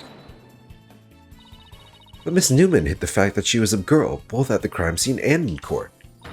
I'd say that puts her in camp suspicious. A little sus. You're a little sus, Newman. That's not nice, Athena. How can you accuse me of being a killer? I mean, I'm just a weak, innocent little girl. Just thinking about that murder makes me... Oh, she's even doing the swoon feint. Just in case you didn't know she was a girl yet. Suspicious as suspicious does. The swoon. All her animations are so extra. I love it. Undoubtedly, the witness does have some sort of connection to this crime.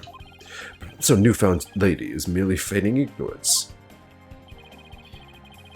We can surmise that she lent support to the principal offender, Juniper Woods. By leading Miss Scalaba to the body, that would make her an accessory to the crime. How can you say that? I'm not an accessory to any crime, Mr. Birdman. Objection! Birdman. In any event, wow, even Blackwell got stunned by that. In any event, with the witness as an accessory, it explains quite a bit, does it not?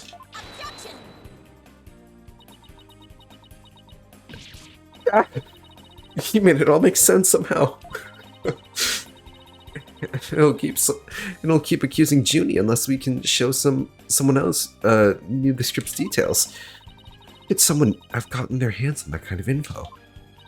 The only way they could have known what was in the script was if they penned it, heard it from Junie, saw the mock trial. Heard it?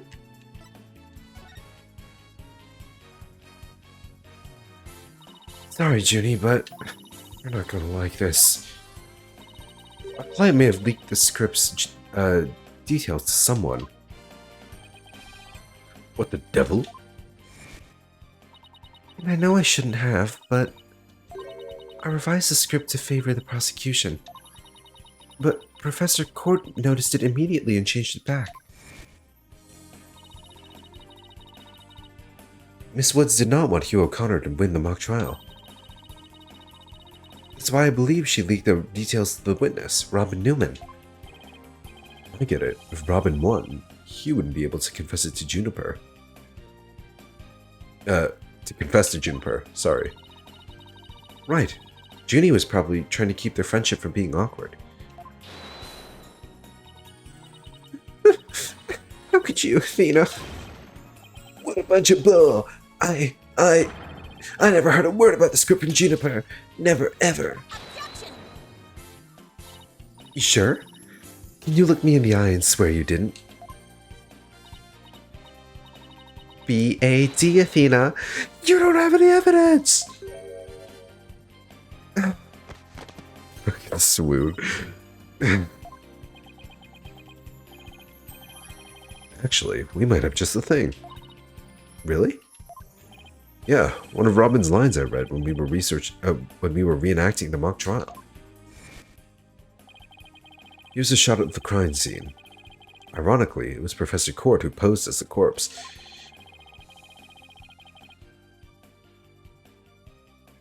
Oh, it's Clavier. He's here? No, this was just the flashback, right? Their forehead. How did the mock trial participants react to this photo? Mr. Newman was surprised by what Professor Court was wearing. Robin said, "Oh, the green sweatsuit." S-U-R-E? Sure, I might have said that. But, so what? Well, think of it this way, Athena. Yeah, which way exactly? If I told you that I'd be wearing a blue suit today, but then showed up wearing what I've got on now, what would you say? Oh, the red suit. Ah, I think I've got it. Your Honor, we have evidence proving that Miss Newman knew the contents of the script. The defense moves to present said evidence to the court. Very well, Miss Psyches, present away. This evidence proves that Miss Newman had prior knowledge of the script's contents. All right.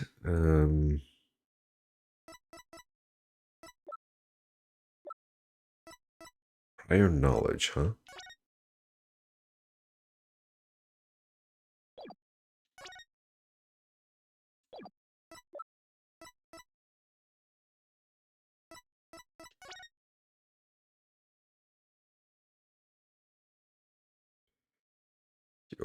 Hugh O'Connor, mock trial final confirmation.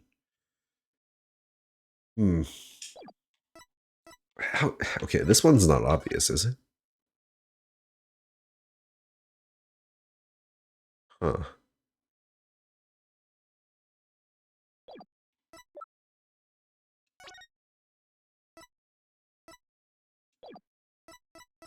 We don't have a photo of the crime scene.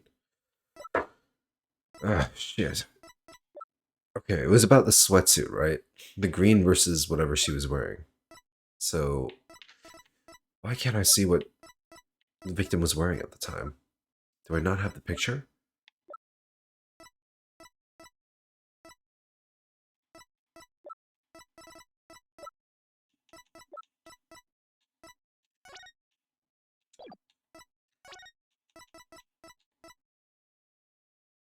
Oh, will be a red one for the prosecutor course. Aha.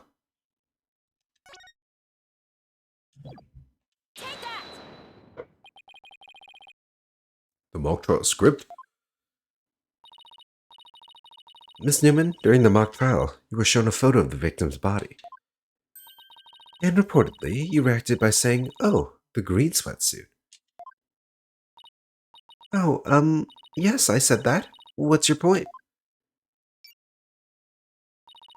You seem to have some issue with the green sweatsuit, and I think I know why. The proof is in the script, specifically on the things to prepare page. Sweatsuit. Victim's outfit will be a red one from the prosecutor course. You're surprised because the sweatsuit in the photo was green. But if you didn't know about the script's content, then that shouldn't have surprised you.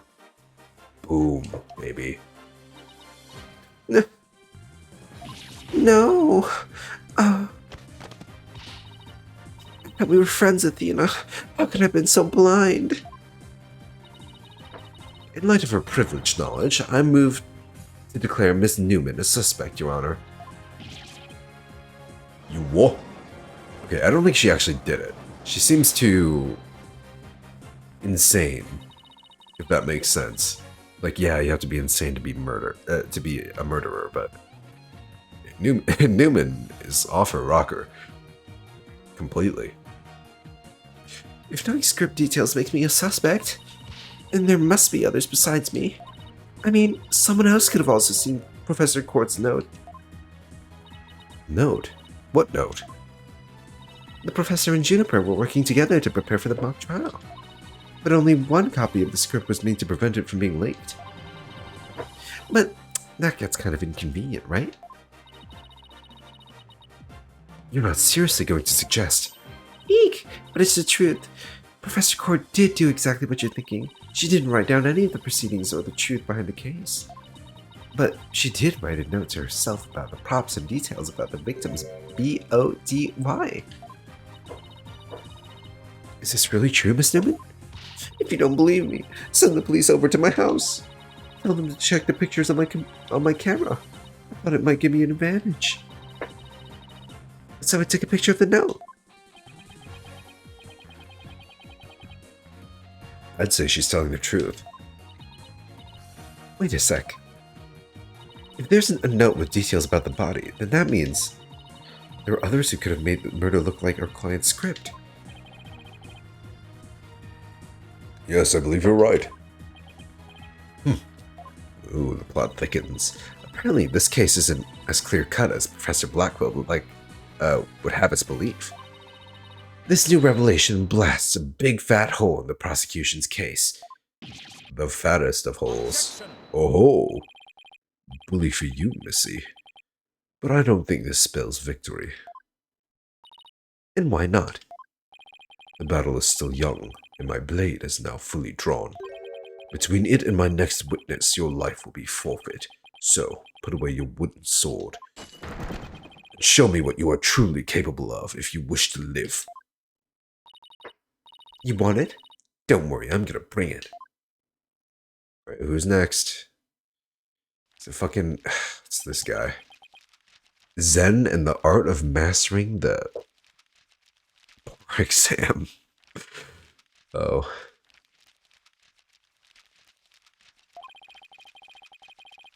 I already said I want nothing to do with this trial. How juvenile. It's not a matter of who you want. For you will cooperate, Hugh O'Connor. Oh god, I have to voice 2 Brits? Prosecutor Blackwell? Why have you called this witness? You will recall that the day before the mock trial, in short, the day of the murder, the accused testified that she left her home at around 6 p.m. Yes, my notes here do confirm that fact. Right, our client wasn't at school at the estimated time of death, so she couldn't be. Objection. Yet that was but a felicitous lie. Or am I mistaken, golden boy?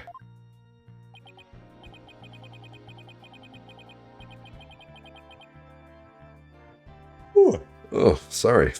Oh, it's getting kind of late. You love this book? Yeah, you want a copy? I have no intention of saying anything more. No, if you'll excuse me. Hold. I am not through with you yet. It seems the rogue prosecutor has it out for me. Leave and we just might discuss you know what. No, wait. One little statement and Mr. Cool loses it? What's this all about? Oh, some good old blackmail? I changed my mind. I'll stay and testify. Are you sure, O'Connor? The word of a genius is as good as gold. Let's get on with this.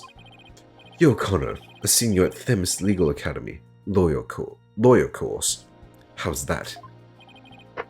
Just fine. Your testimony then, if you please. You're up against the top of the class now.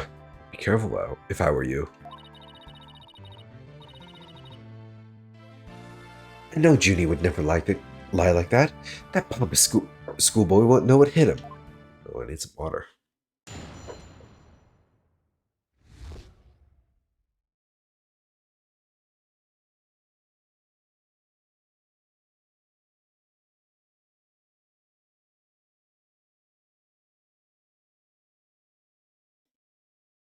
Alright, around the time of the murder.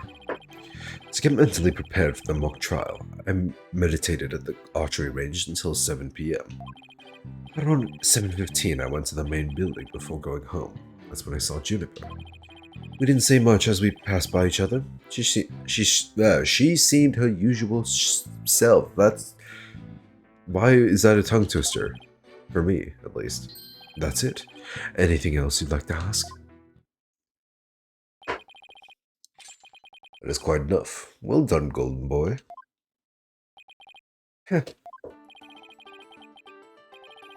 final bell rings at 7 p.m., at which point the campus is a desolate place. Now, you will recall the tape recorder. You know the time of the voice recording. It was 7:10 p.m., the day before the mock trial. That was the dark hour of this heinous crime. Do you have any proof of that? As its final bell, the school plays a special broadcast when the clock strikes 7. A female voice on the tape appears 10 minutes after that broadcast. Killer waited until the school was empty to spring her devious and deadly trap. Hiragana recorded in the art room at 7 p.m. on the 23rd.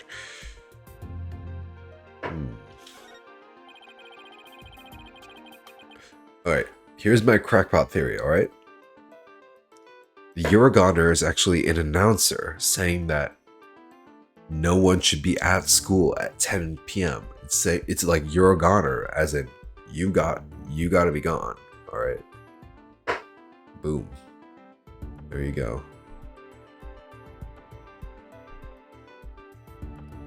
I'm a prophet. Hopefully. I don't know. I have no evidence to back up that claim.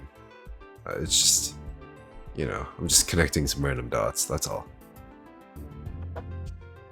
So, when the witness saw the defendant, that would have been... Indeed, it was 5 minutes after the voice was captured on the tape in the art room.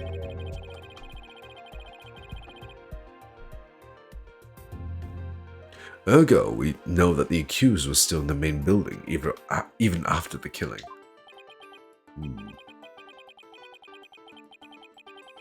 So the time of the murder and the time of when the body was moved. Wait, another inconvenient testimony. Psyche, your cross-examination, please. Alright.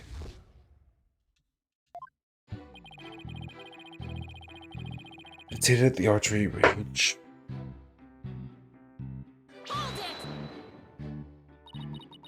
So, do you meditate often? What a question. Don't tell me you're going to stop pestering me, too. What's that supposed to mean? No need to play dumb with me. All the girls want to know about my private life. But this guy thinks he's hot shit. What? We'll remind the defense that this is a court of law, not a pickup spot. It seems Miss Fancy Pants' lawyer is smitten with the witness. Objection! Objection! Objection! I'm just trying to establish the witnesses. You must know, I never go a day without meditating. Satisfied now, stalker girl. Blech. That's it. You better take that. Whoa, whoa, whoa there, Tiger. Just take a deep breath and relax. I'll continue my testimony now, if you don't mind. One sec.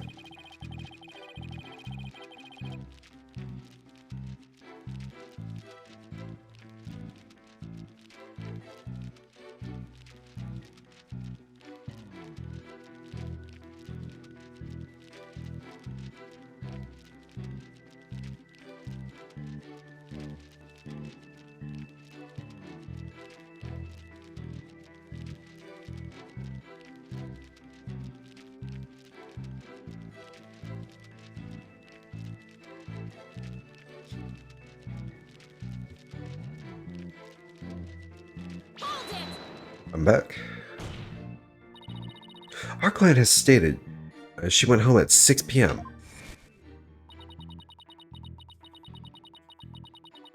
You and Professor Cord were busy preparing for the mock trial together yesterday, right? When was the last time you saw her? Yes, I left school at around 6 p.m. No, wrong. No, wrong. I don't know what she was doing, but Juniper was definitely at school after 7 p.m. But I suppose neither side can prove one way or the other.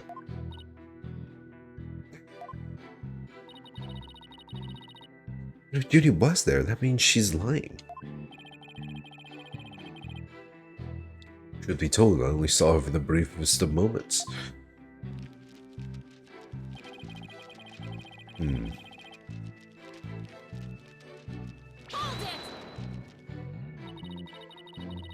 Did we just walk past a good friend, barely saying a word?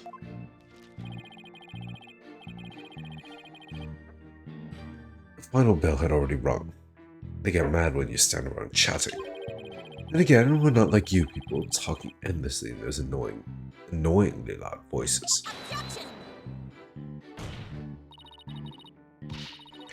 Annoyingly loud voices? I'd like it if you refrained from insulting my partner like that. Normally I'd shout objection right about now, but I'll take this one for the team.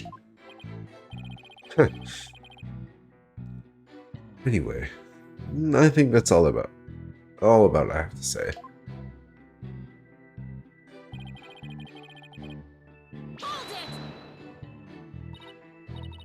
Alright, I'll take you up on your kind offer. Expected as much, so go ahead, ask away. I want to ask you, Why did you stay past the last bell? Why would an honor student like you ignore the last bell?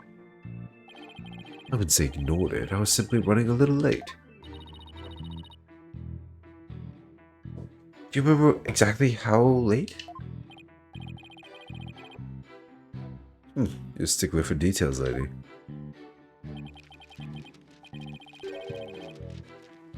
To say, it was maybe about 10-15 minutes. You think it's that important? Add it to my testimony.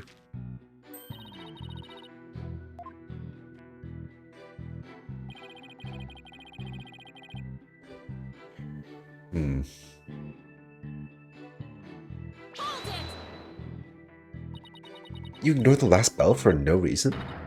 Shame on you. No, shame on you, pressing me for no reason. Yeah. Well, people do run late sometimes. Well, like you on the day this whole case began. It appears we have a culprit in the case of the pot calling the kettle black. To Your Honor.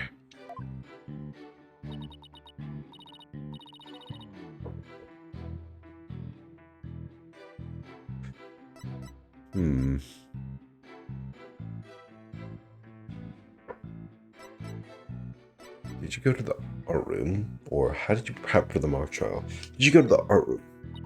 Did you stop by the art room? Or as it's now known, the scene of the crime?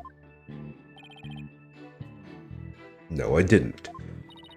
Can you prove it? As much as I'd like to say I could, I can't. But let me ask you, can you prove I did? As much as I'd like to say I could, I can't.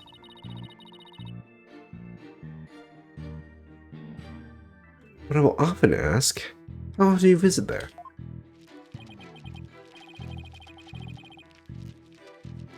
Hardly ever. There's no reason for me to be there anyway.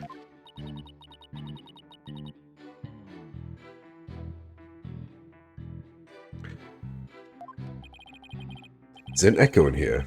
Something's bothering you. I'll just add it to my testimony.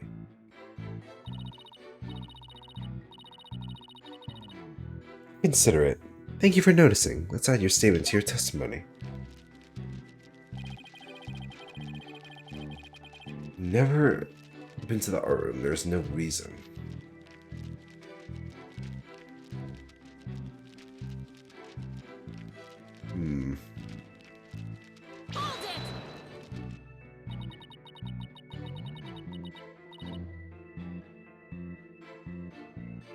You had no reason to be in the art room. Really? The loyal course I'm in is supervised by Professor Means. Plus, I'm not a member of Professor Court's art club, so why would I even go there? What about art class? Heh. Nice try, but seniors don't take art classes.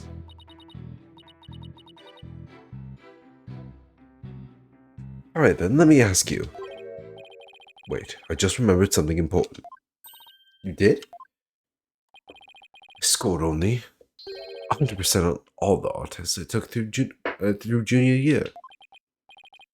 That's it. Wow.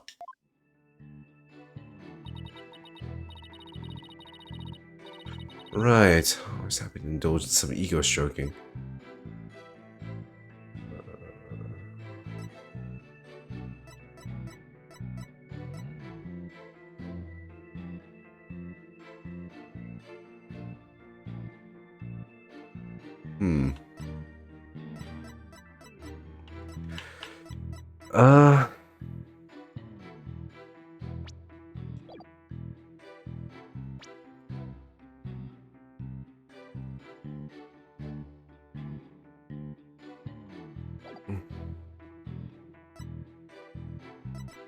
Did you prep? Please tell the court what you were doing on October 23rd, the day before the mock trial. Huh, that's an easy one. Nothing in particular. Nothing at all? You didn't keep up with the preparations? You don't get it, do you? was merely playing the role assigned to me.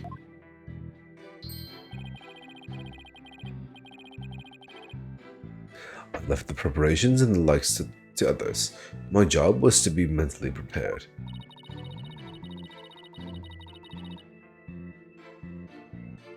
He put her heart and soul into getting things ready, but he's just sat on his behind? Just to reiterate, I spent most of my 23rd meditating at the archery range. I didn't talk to anyone until the school closed at 7 p.m. Sorry for like the sporadic me going like in and out. Just trying to like blow my nose and stuff. And, like congestion, you know how it is sometimes. I suppose a few archery club members did come and go while I was there.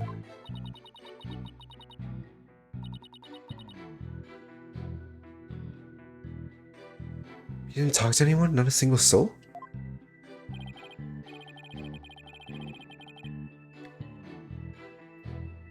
That's right, I didn't say a word to anyone until the final bell at 7 p.m. I see. This is crucial information. Please add it to your testimony. I don't know if you're bluffing, but if you are, pretty good poker face. I think I'll wrap up stream for dinner. I'm feeling a bit tired right now. I don't know when this segment of the trial will end.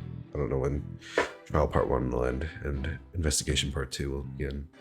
Because I thought with 2 hours I thought with 2 hours it would be enough, but no.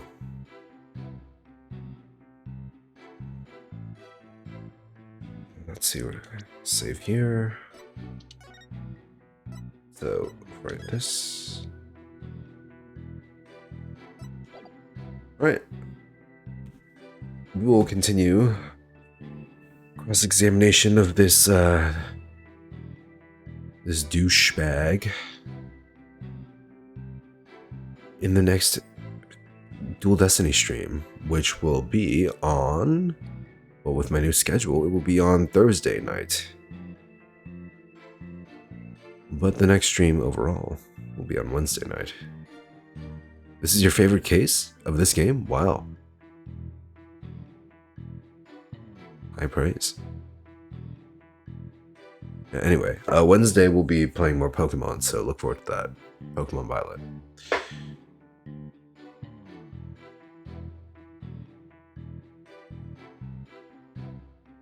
I mean, so far of the ones that I've done in this game, what was there? The first one was the original one with Juniper and like the bomb guy, right? And then the second one was the Ninetales Veil, and this is the third. I mean, they're all like fine, I think. None of them really. Both of them were like pretty standard, I'd say. All right, well, that's it for me. I hope you all have a good night. Thank you, Nivius, for hanging out.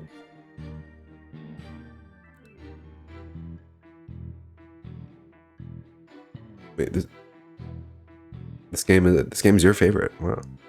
Oh, I think you told me that before. Anyway, yeah. Good night, everyone. Take care of yourselves. Drink lots of water. Get some rest. Athena and Blackwell are great.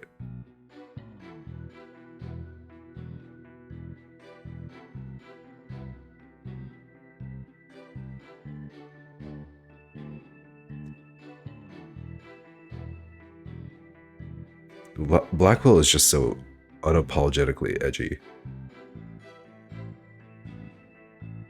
Try so hard,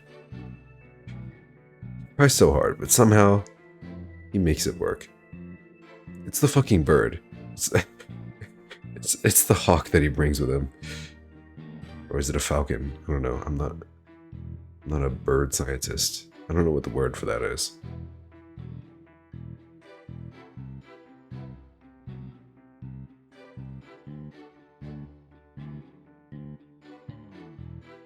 Athena's adorable too.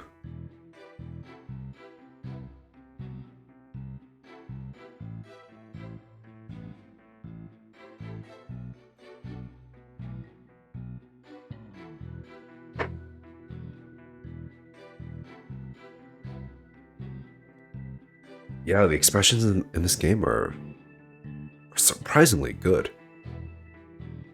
I thought like the transition to 3D graphics would be kind of rough, but I think they've done a good job translating all like the sprite personality of sprite based artwork to 3D models.